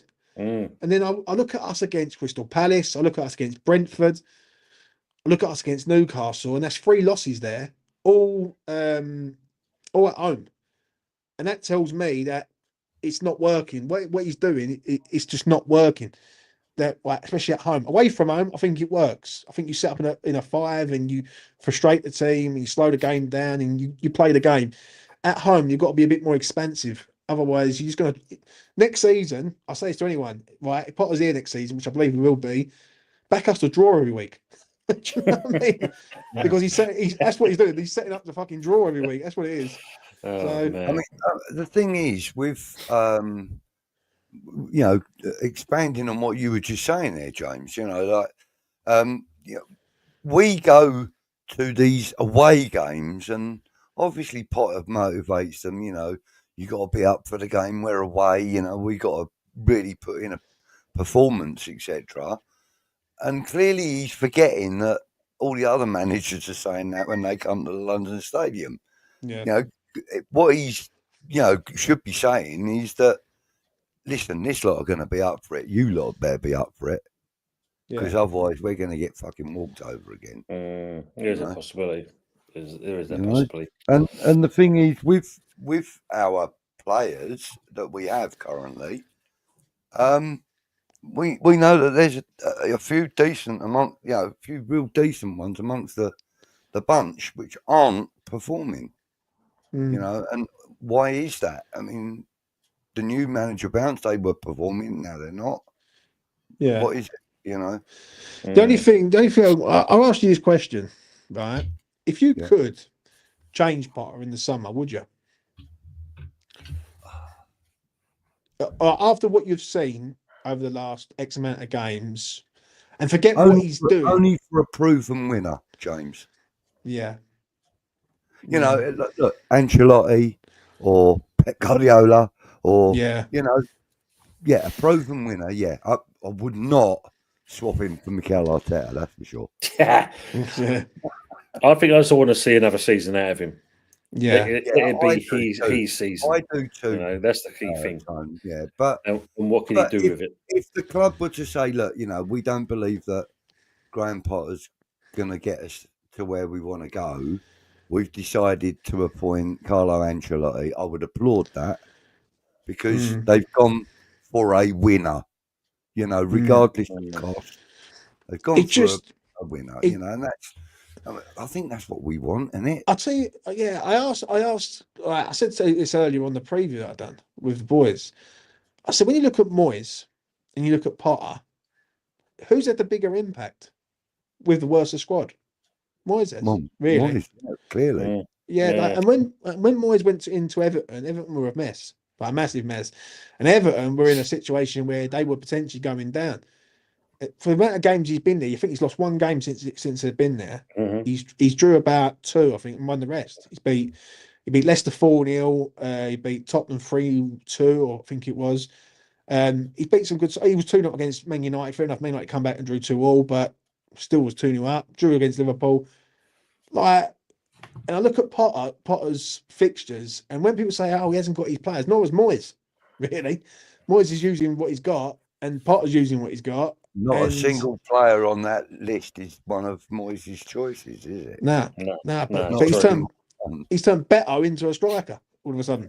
Do you know what I mean? Whereas Beto was he was actually like people thought he was absolutely shit, and you know what I mean. There's no disrespect to anyone, but I mean, he added that same string to Bowen's bow. You know what I mean? He turned him into a striker out of necessity. Can do it. Actually thrived at it, So, I think I think Moyes is going to do all right at Everton. I don't think there's going to be any risk of them. I said it, Budge. I mean, when the Freeling group took over Everton, they did the wisest thing, and that was getting Moyes in because he's the right fit at the right time. Just like Potter. Didn't I say to you weeks before it happened, Moyes to Everton? I've been saying it to everybody. Yeah, I think a lot of everyone knew it. I think it was the kind of best kept secret. I think worst kept secret. But also you could kind of see it in Moyes as well that's where he was. Yeah, I think he was waiting for the call, wasn't he? No two ways about it. So yeah, I mean, just going on this one for Ray, it's our 125th anniversary next year, so that'd be interesting to see what the new kit will look like. Yeah. Steve Bell's asking, would we want a Gerd back? Yes. Probably, yeah. Especially in this system, yeah, definitely. I think if you had him, Kilman, Tadebo as a back three, ain't bad. Pacey, that's quite good. Probably the best back three that we could have put up in the last 5 years. Yeah. Like the only problem is with it is that aerially, I don't think we're very good in the air dealing with crosses and things like that. I think Kilman ain't too bad. Tadebo is a bit hit and miss for me. I think sometimes he can be great, and Aguerd is definitely not good in the air. In the air, isn't he? Yeah, and I think if teams figure that one out, then that's a problem. But on the ground, I think we're very. I think that three he will get us out of trouble. Yeah, all day long. James, let me ask you a question. I'll lead it up with a slightly easier question for you to ask them. Were you one of the guys that were saying that we needed to upgrade on Areola? I was one of them who turned around and said about Areola that you've got 3 goalkeepers there. Fabian's is probably going to go. Well, he should go, really, at about 40. And Areola, for me, I'll be honest, he ain't a bad shot stopper, but he can't play it out of the back with his feet. And that is where, like, if you're going to play a possession-based game, you need a possession-based goalkeeper. And we haven't got one. Mm-hmm. Like, we've got a goalkeeper that rushes his clearances and is a bit all over the place. So I would probably say, like, if we could find a goalkeeper of reasonable value, I wouldn't mind it. But I'm not against Areola having another season here. Like, it works both ways to me.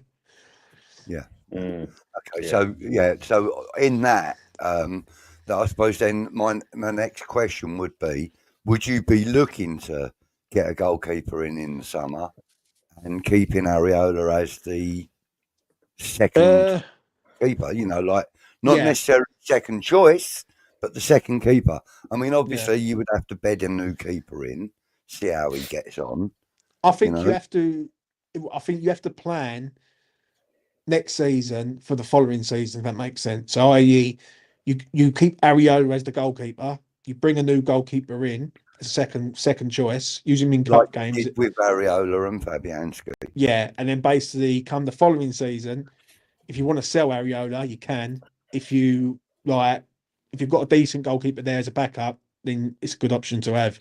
Like, I just feel like I think there's a lot of problems at West Ham. There is, like, if you go through the spine of the team, it's pretty shit. If I'm being truthfully honest, like the goalkeeper, I think for how good Areola is, like if you're playing a possession-based game, then we can't give him the ball.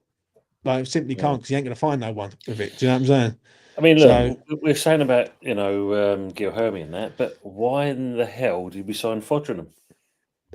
Because the British quota, mate. That's what it is. That's what it boils down to. Like, it's about right. Yeah, like it's because we're lowering the British quota. Made one appearance since he came. But this is exactly. I mean, we're paying someone a wage to sit there doing bugger all. But it shows you what his mentality is. Brilliant in training, though, Tone. I mean, like when the goalkeeper training's going on, they have to have a goalkeeper with the boys, obviously. Yeah, of course. He's one of them that does that. It's my only fear with Wes is that he becomes second choice. That is my fear, because say for instance you get rid of Fabianski, which honestly, right, if you keep him for another year and he's third choice, all right, whatever. But if League One Wes is our second choice goalkeeper, it just shows you that we're not serious on it. Do you know what I mean? Like, because it's going to have to come a time where he's going to be looking at this and thinking, I can go somewhere else. Do you know what I mean? He's like another Darren Randolph to a point. That's what he is. He's sitting there, not doing a lot. And then, don't knock Darren Randolph, mate. I know, don't but knock him. He was the keeper in goal when we beat Man United on. Yeah, I know, but let me throw a spanner in the works in, because Anthony mentioned this last night on the show. He feels, and he's quite confident in it as well, that our new keeper that'll be coming will be Aaron Ramsdale. If it is, it's embarrassing. I don't rate Ramsdale. I don't. Oh, mate. Listen, I don't rate Aaron Ramsdale whatsoever. Me neither. But what is the point? Do you know what I mean? Like, he's at Southampton. Like, this is a goalkeeper that was at Arsenal. He's gone from Arsenal, who are competing with the title, to Southampton, who are going to go down. Like, hang on, James. He's gone from being Arsenal's first choice goalkeeper, and then they started playing Raya, and all the Arsenal fans were going, "What are they doing? What's he doing? He don't know what he's doing. Why ain't he playing Ramsdale?" And then all of a sudden, now he's at Southampton. All the Arsenal fans seem to think we should go and get him. If we get Aaron Ramsdale, I think it's fucking embarrassing, mate. Shut up, shop. Yeah, it'd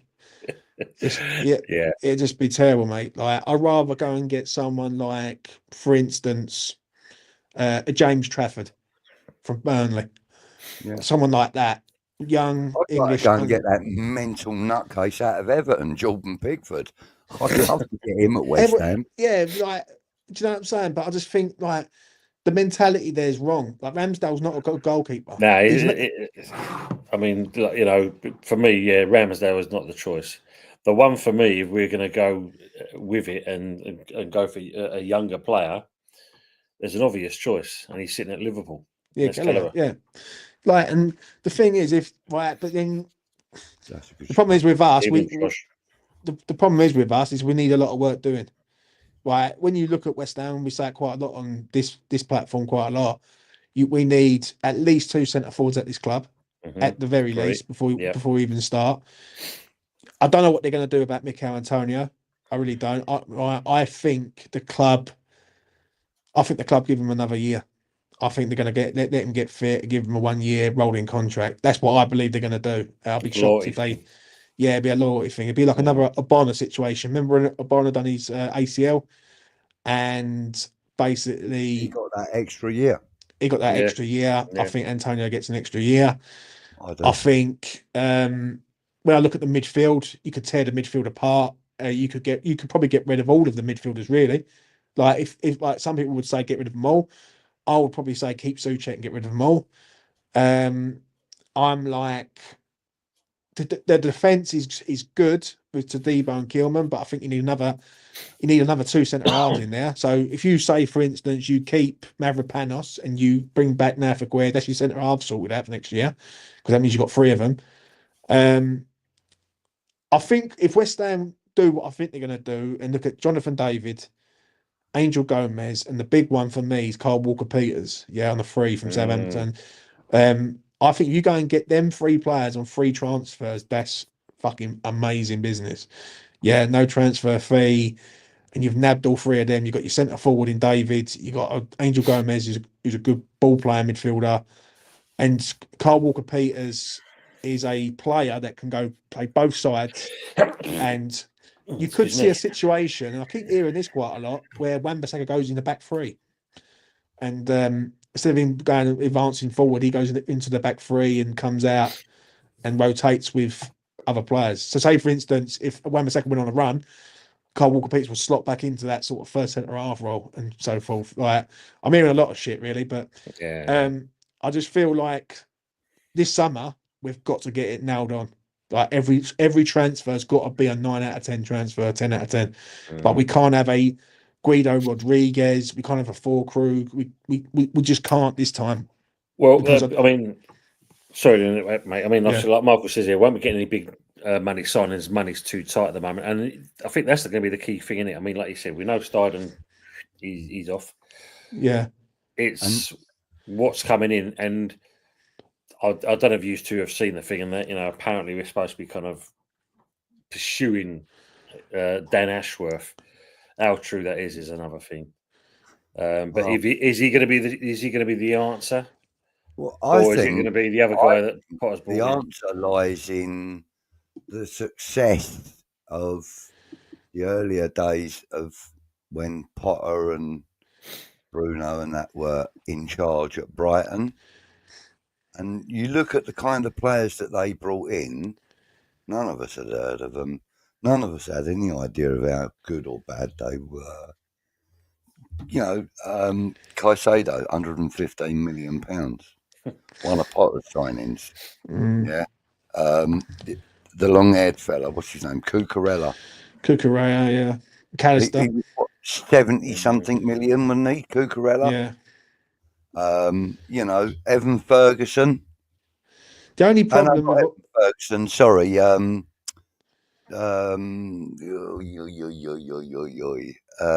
Argentinian lad. McAllister. He went to Liverpool for huge money. Yeah, but the only problem with this, Budge, and this is the one thing I don't want to happen to West Ham, is us becoming a selling club like that, where we every season we end up having to sell one or two players because it's unbelievable. Do you know what I mean? Like, because the thing is with Brighton, and this is why I respect these clubs, Brighton, Bournemouth, and Brentford, all three Bs there, because they work on the money ball system where they bring players in for cheap, build them up, flog them, and they don't get no sentimental value with any of these players, like not one. And I think with us as a fan base, we do get sentimental with players. Like if for instance a £120 million bid come in for Bowen in the summer, people don't want to see him go. Like, I don't want to see him go, like, because he's the heartbeat of this side.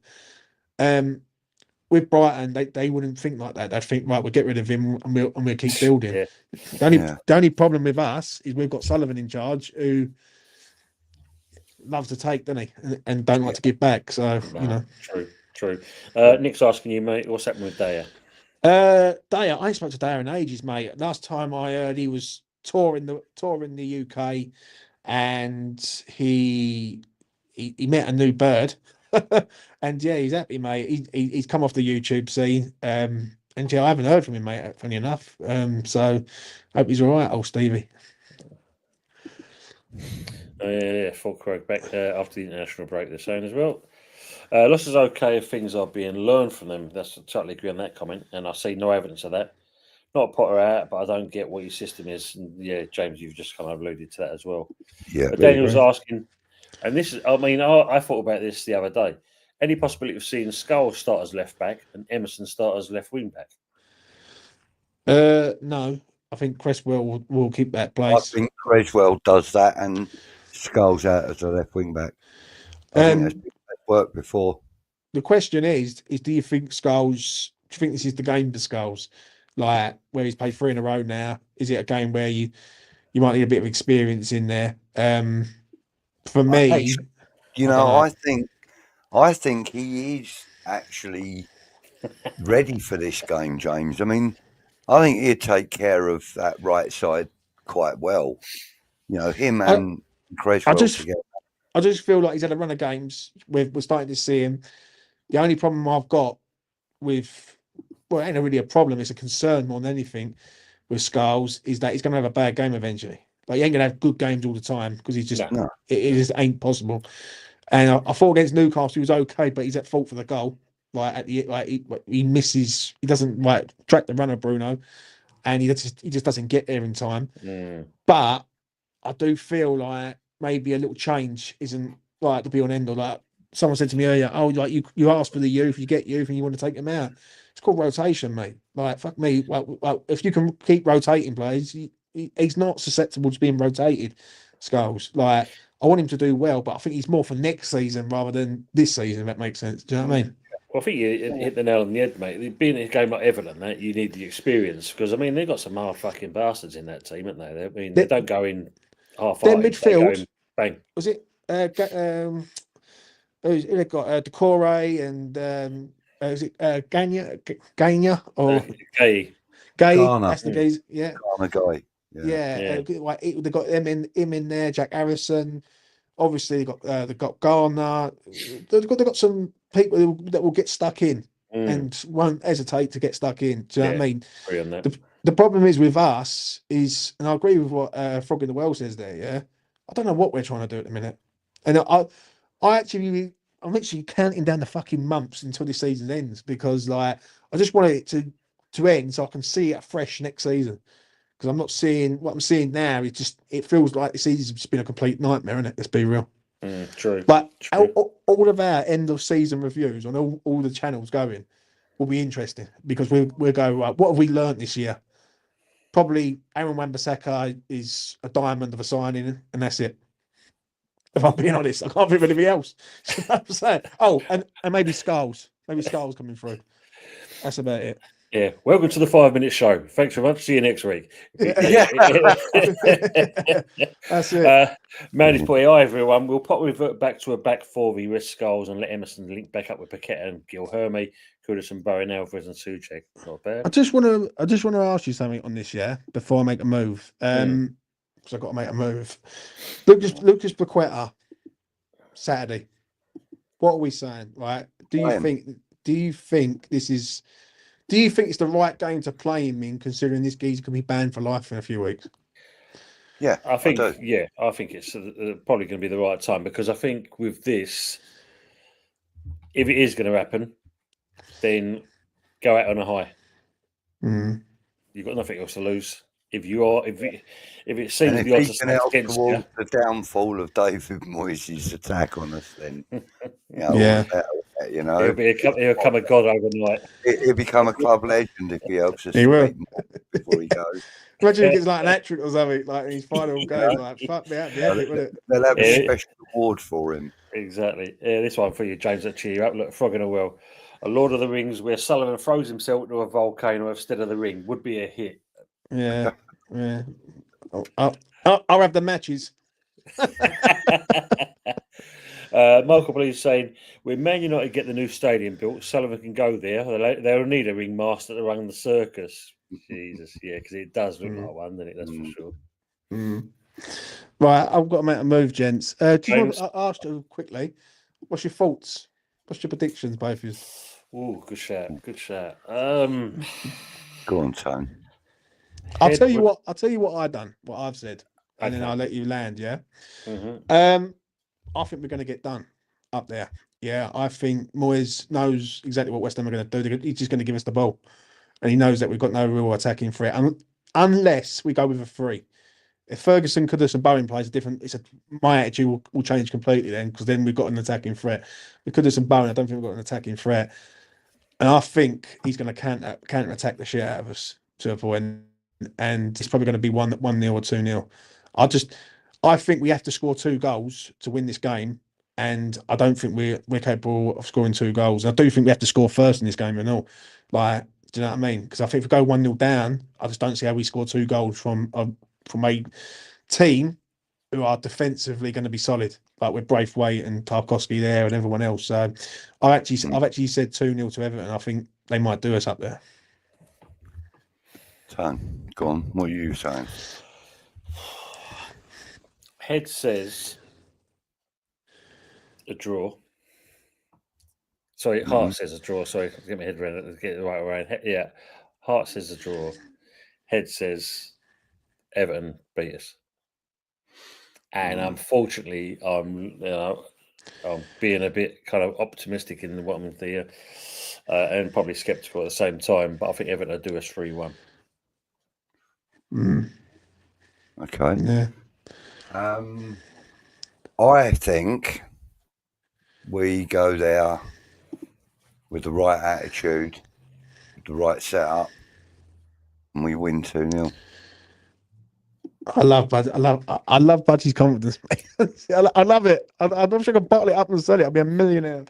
You know what I mean? But I mean, the thing is, look at all the doom and gloom leading up to the Arsenal game. All right, maybe it wasn't the best performance in the world, but it was a damn better performance than we've seen in a long time, and we won the game. None of us expected that. We all thought we were going to get stuffed. The only thing I will say with it is that the problem is with us is that we have to score first. Yeah, we do. Like we have to score first in this game, right? Because if we don't, I just don't see. We have to defend and stop them from scoring at all. That's what we have. But I think they're going to. I think really though, Budge. I think they're set. I think they're going to set up like they usually set up. I think they're going to. I think they're going to be more aggressive than us. If I'm being honest, I think they're going to be right up for it. Yeah. But I think they're just going to give us the ball, retreat back into a low blockish sort of situation, and then once they turn that ball over, Beto's on the move straight away. And it all depends who's man marking Beto in our back 3, because if Beto latches on to Cresswell, then we've got a major problem because Cresswell can't keep up with him. Do you know what I'm saying? If it's Tadibo, then we're all right. So it's. We should just get Alvarez on him and leave a few tram lines. Call us Tramlines FC. Right, I've got to move, lads. Take care of yourselves. James, thanks for coming on, mate. Yeah? Take it easy. Ta-da, mate. Ta-da. I agree with this one, though, because I've said this many a time. I think Fabianski becomes the goalkeeping coach. Get rid of the other idiot that we've got there and go with that. Yeah, keep Fabi, replace Areola for me, you're saying? Yeah. And George saying we linked to 3 of the Southampton's back line. If it helps out. Brendan saying Budgie loves Ramsdale. He knows better than that. He knows better than that. I don't think there's an expletive that I haven't used when I'm talking about him. Yeah, I agree, Mike. I mean, like I said, Kelly for me is the one. He's the young lad up at Liverpool, yeah? Yeah. I mean, like he filled in when Alisson was injured and that, and he was. I remember he was bloody good keeper, yeah. Ted saying, my opinion, we had a better team when we won the Championship playoffs. Bobby Zamora, Marlon Airwood, players that wanted to play for West Ham football was better than, totally agree on that as well. Yeah. Just trying to quickly catch up with the chat, Budge, and then we can go on to the Green Street. Yeah. Colin said, I feel Potter might be get it right if backed, but I feel Sullivan was shafting down the line, for he's not his man. Yeah. Mind you saying that, Colin, the way I see it like this, considering he was only supposed to be coming in for 6 months and he managed to get 2.5 years out of Sullivan, he's obviously spoke the right words. Yeah, agreed. Oh, the enemy's in the house. I mean, Richo's in the house. Good evening. Good Phil. evening, Rico. How are we doing, Richo? You well, mate. Good to see you. Daniel's saying if put us to sell, then we have to put those players on show as well. At the moment, totally agree. We're going to get some money out of him. There, you got to play him. Go out all guns, Colin. Yeah, he won't become cheap. No, Pay the money. Pay the money. Simple as that. May as well sell Helmy. Let the kid have a career. He ain't getting fuck all chances to see what he's got here. Yeah, it's a shame. Yeah. It is a shame. Bruno hat-trick. Blimey, Man United didn't enjoy themselves. Fuzzy will be in his element. I was thinking 1-0 with the Everton. Yeah, a win, which I was saying as well. There's no better than. Good evening, Fresh. Good evening, Sean. I agree with the colours. Yeah, 2-0 there. It's Everton's Cup final, usual as he's saying. Kind of is, kind of ours as well, to be honest. Michael saying Suchek winner and spinny in front of boys. Yeah. Slapping a few Everton players on his way round. Oh, you imagine it. Great, right, people in the chat. It's come to that time where we'll show you. Well, we'll talk. Well, we'll do this. Reveal it first of all. We won't say who it is. We're going to reveal it for you and that. And people in the chat, let us know your opinion of this character. Was a nice little player for us.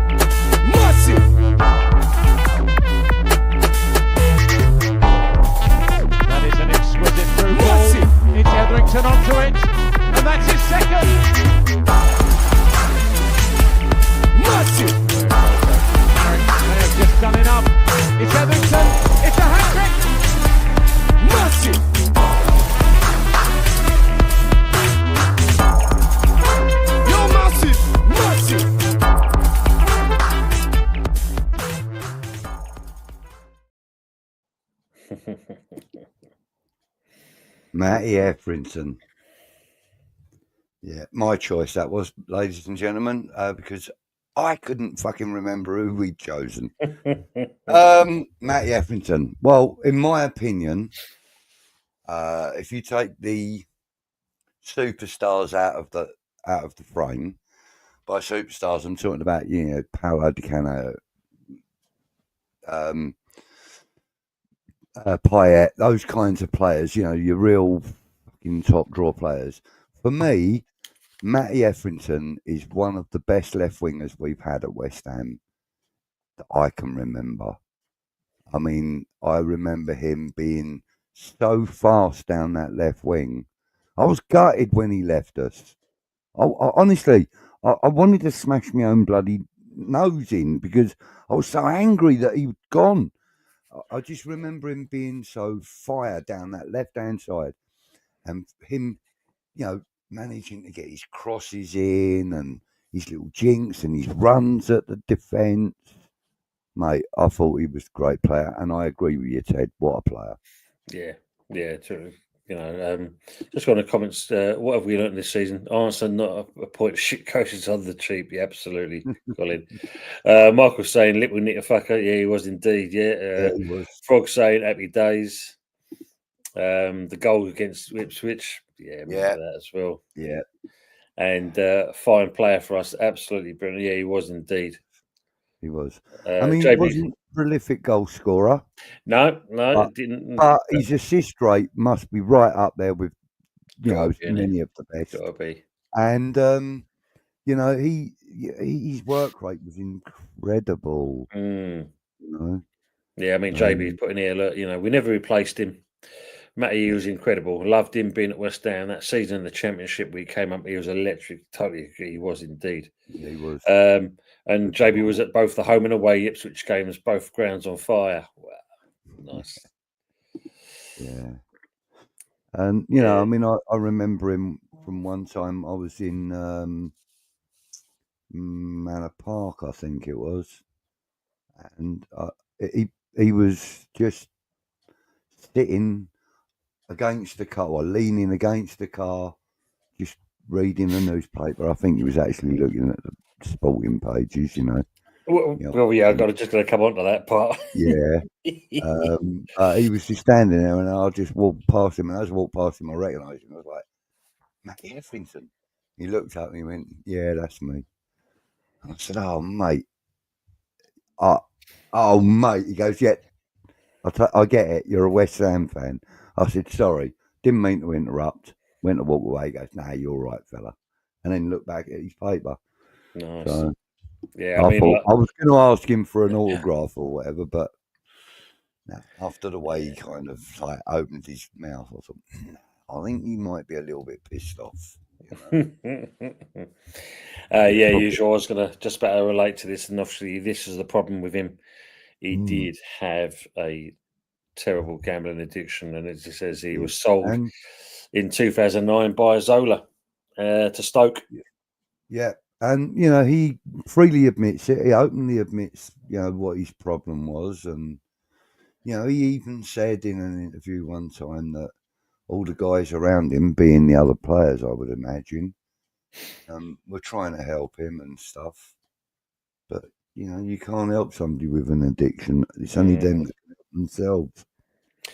Jebby's saying here he had to leave West Ham. Debt was awful for him. The Stoke move got most of it paid off, because I was just reading here. So we actually issued him a £300,000 loan after he accumulated debts in excess of £800,000. And he also apparently spent time at Tony Adams' Sporting Chance Clinic. So Right.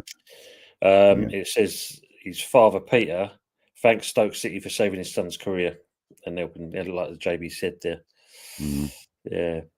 His own debts caused by gambling throughout his career were reported as £1.5 million.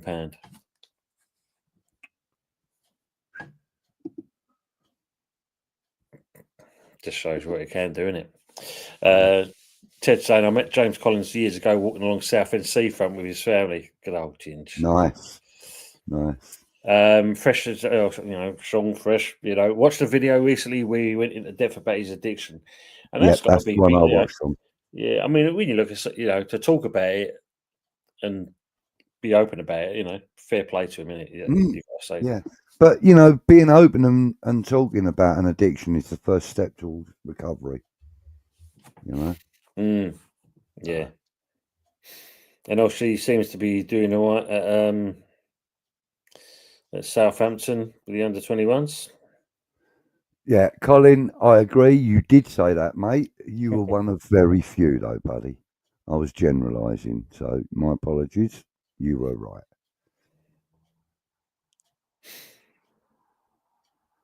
Just trying to see how many goals did he get for us in the end. 16, you said, wasn't it, Budge? Yeah, 16 goals, 167 appearances, was it? Yeah, 165, they're saying, appearances. 165, yeah. So what do you get there? Let's have a look at the other thing. Was it goals? I mean, considering the fact he only scored 16 goals for us, 3 of them were in one match. He scored the hat-trick in. So, he scored 13 goals in other games out of 164 games. Like I said, not prolific, but completely a team player, a complete nuisance to the defence of other teams. He used to run round them, run through them, run under their legs, or whatever, The guy was a determined, who was it that said earlier, tricky little fucker? Yeah, usual, yeah. And he was. I mean, like, yeah. 43 now he is. Yeah, 43. 43. Yeah. And it's like when you look at, just look at these clubs and that. Obviously, Peterborough, Spurs. He Mhm. went on loan to Bradford in 2001 when he was there. Then he came to us, and then obviously to Stoke, 152 appearances for him, Yeah. and a total of 37 career goals. Good luck to him. 27. So 100, only 11 37, outside of West Ham. 37 goals in Oh, total. right. 426 appearances in total for his senior career. Yeah. He did play for, and it's strange, isn't it, when you look at this? He played for the under-16s, under-18s, under-20s, under-21s, but never broke through into the actual the senior team. Senior international team. Mm.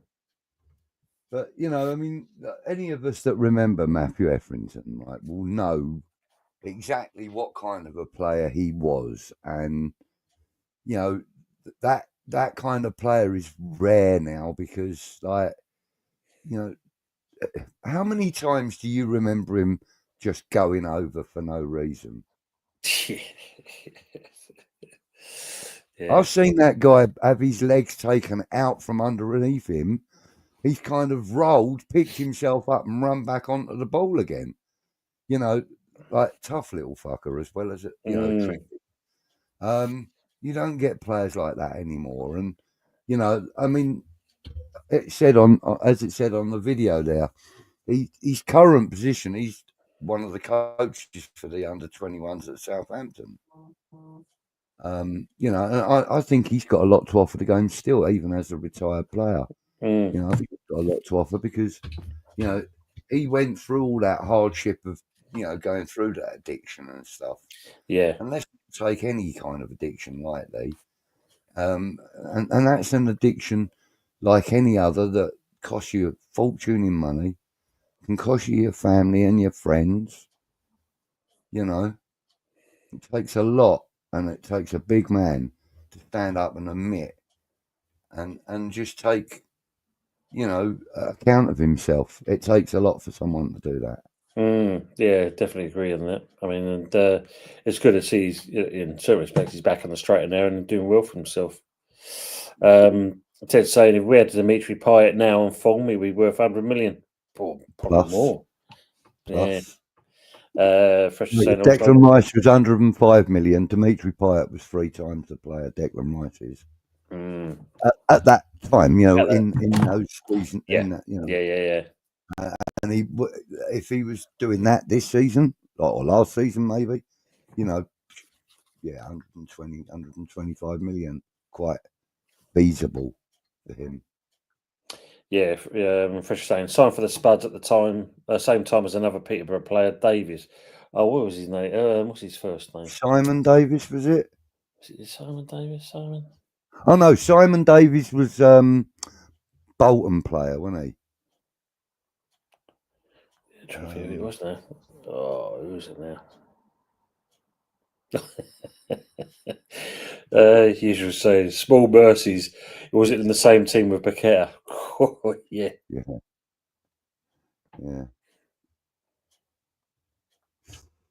And I think the kind of players that we've got now, I think there's probably very few that would have Simon Davis fitted into that system that we had.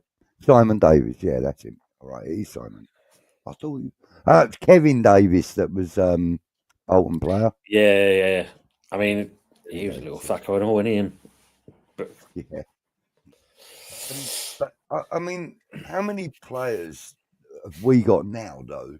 Do you think that would fit into, let's say, the team of '86, for example? I think Edson Alvarez is the only one that would. Yeah, that kind of nasty bastard side of things. Yeah. I think he's the only one that would, and probably the only one that could take, the brutality of the game as it was back then. I think Alvarez is probably the only player that would. Maybe Bowen. I'm probably doing him an injustice, but there's very few players in the Premier League that could actually, to be fair, that could Cool, look play at in that. the 86 Yeah, period. get away with that. Mm. Everton 500,000, Davies 700,000. Just checked. Obviously, that's what they're signed for. Sport Yeah. for our money, bloody hell. Brendan saying it was Simon Davies. My son-in-law played golf with him by chance on Sunday. Fanboy, he's a spud. And Frog saying I give Steve Davies a shot at the moment. Yeah, Steve Davies, the most boring man in snooker, isn't it? Jesus. Something. Yeah. Brilliant. So no, mate. I think we were just gone over the 2 hour mark. 2 hours and 5 minutes now, and yeah, it's been a good show. I mean, like we've talked about quite a few things. Hopefully, it won't be Moyes' day because it's going to hinge on that and it on the weekend. That's for sure. Yeah. And other than that, you would find Budgie again back on his show on Tuesdays. Yes. Yeah. Hopefully, if I'm bright-eyed and bushy-tailed, I might be able to attend that one. Yeah, that would be nice. Open invitation as always, though. Yes, I've got that coming up Tuesday. I'll probably be on with Jeff earlier at 8:00 on the bowling lounge, and then obviously the Old School Hammers on Wednesday night on West Ham Network, and then the return of it will be week 12 for the Green Street Elites, but it's week 14 of the show. Yeah, I think it's about week 14. We've missed a week as well, didn't we? Yes, we did indeed. And we didn't actually do a Green Street Elites as such last week. No. So this was a good one. So I think it'll be week 12 of the Green Street Elites, week 14 of the show. So everybody in the chat, give yourselves a pat on the back, big yourselves up for returning week after week and giving us someone to talk to. Because without you, it'd be fucking boring. I mean, no, as we said earlier, mate, it's a great community that we've got here, and it's good to be a part of them as well as them being a part of us as well, mate. So yeah. And your channel, Tone, was an inspiration for the show on a Tuesday, the squad rotation. Your channel was an inspiration for that because you have, fans in from, you don't care what team they support. Do you know what I mean? As long as they give, a decent account of themselves, you'll have any team supporter on. And that's what gave me the inspiration for squad rotation. I'll rotate the West Ham representative week by week and hopefully have different teams represented week by week. So, and it's a good concept, mate. I like it. I do like it. It is good. It is good. Usual suspect, Dickie Davis, the world of sport. Because remember, you have that jet black hair with that little bit of white end going through it, didn't he? What a man. Yeah. Ted saying, just finished reading a book, Lost Without Loving and Losing Tanya. Vinnie Jones. What a book. Oh, yeah, because he said, he lost his wife, didn't he? Yeah. And you see, I mean, give him his dues because there's a program, I think it's on Discovery, and he's bought this kind of farmhouse and all the land around it and so forth. And fair play to him because he's invested quite a lot. And you don't, when you think he was an bastard, but when it comes down to conservation. He knows his stuff and he's passionate about it. Yeah, definitely, because it showed you. I think where his land is, he's got this kind of lake or pond or whatever it is, kind of thing, and he's put all this signage, and you see him go down in his in one of them electric like diesel little buggy things, like a golf cart thing, and he goes and as he's going up, he goes, "Oh fucking hell, I've got to deal with these again. I'm always having a run in with this one up here, kind of thing." All right, yeah. You're not supposed to be down here. That's why I put the gate here and the sign and all this kind of stuff. And well, it's supposed to, but And afterwards, and that he's calling all the names under the sun after that, basically. But yeah, it's great. But yeah, fair play to that. It's good. It must be an interesting book. Seeing what he's done. Good evening, Richard. Hope you well, mate. We're near. Thanks for coming in. We are going to be signing off it literally in minutes. Everton versus West Ham under 2.5 goals. So that should be an interesting game if that's the case. Yeah. Fresh is going with 3-0 to us. 3-0 to us. Take that. That'd be nice. We'd get that. That's what I said. Frog saying good viewing those Vinny shows. Yeah, it is. Yeah, good. Yeah, it is. It is good seeing it. Not sure Horeka would agree though. Yes. Yeah. But no. Brilliant. But people in the chat, thanks for being with us. We really appreciate it, as always, being, and having the comments. We look forward to seeing you next week. And obviously, don't forget, we'll be back for Sunday with the Sunday night takeaway. Obviously, we'll be talking about the weekend of football, what's been going on. And of course, as Budgie said, squad rotation on Tuesday night. I'm looking to be there on that one. Then me, Anthony, and Fuzzy again back with the Good, the Bad, and the Ugly show. And as always, the splendicious, the illustrious Budgie and myself will be back with the West Ham review. Exactly. And in the off season, we'll do something a little different on the West Ham review. Like we'll change the format a little bit. So, we can always do a show on a Thursday time. Yeah. During the off season. So. Of course. Richard, you can put it in here if you want to, mate. And don't forget, if you want to, you can always go look on the community page and that you can see the link. If you're on Insta, put it in there as well. So I see it on a regular basis. So while you got the chance to, Richard, hurry up and get him in before we sign off. If not, put it on the Insta. I never saw Steve Davis on Baywatch. Steve Davis on Baywatch. Frog saying, good job, guys, as always. Thank you, everyone. Be lucky yourself and that. Cheers, Frog. Hope you get out of the well, mate. Brendan saying, thanks, Tony, Budgie, chatters and all. Night to yourself as well. Usual saying, thanks, Tony, Budgie. Usual, thanks for your comments as well. And Ray, we'll be looking to put them bets on. Hopefully we get something out of them from what you've given us. Howard saying, much love, chat. Cheers, gentlemen. Cheers to yourself as well, Howard. And enjoy that bonding time with your daughter as well, mate. That's going to be really good. Ted saying, excellent show, Tony Budgie and all in the chat. Ted, thanks for your comments as well, mate. Thank you very much. And Ray, appreciate it as well. Top show. Thank you, guys. Thank you. Really appreciate that.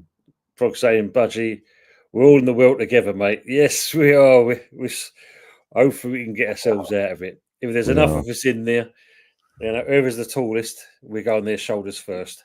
That's how kind we are. And on that note, we'll say good night. And as always, before we sign off from there, come on, you Irons. Come on, you Irons.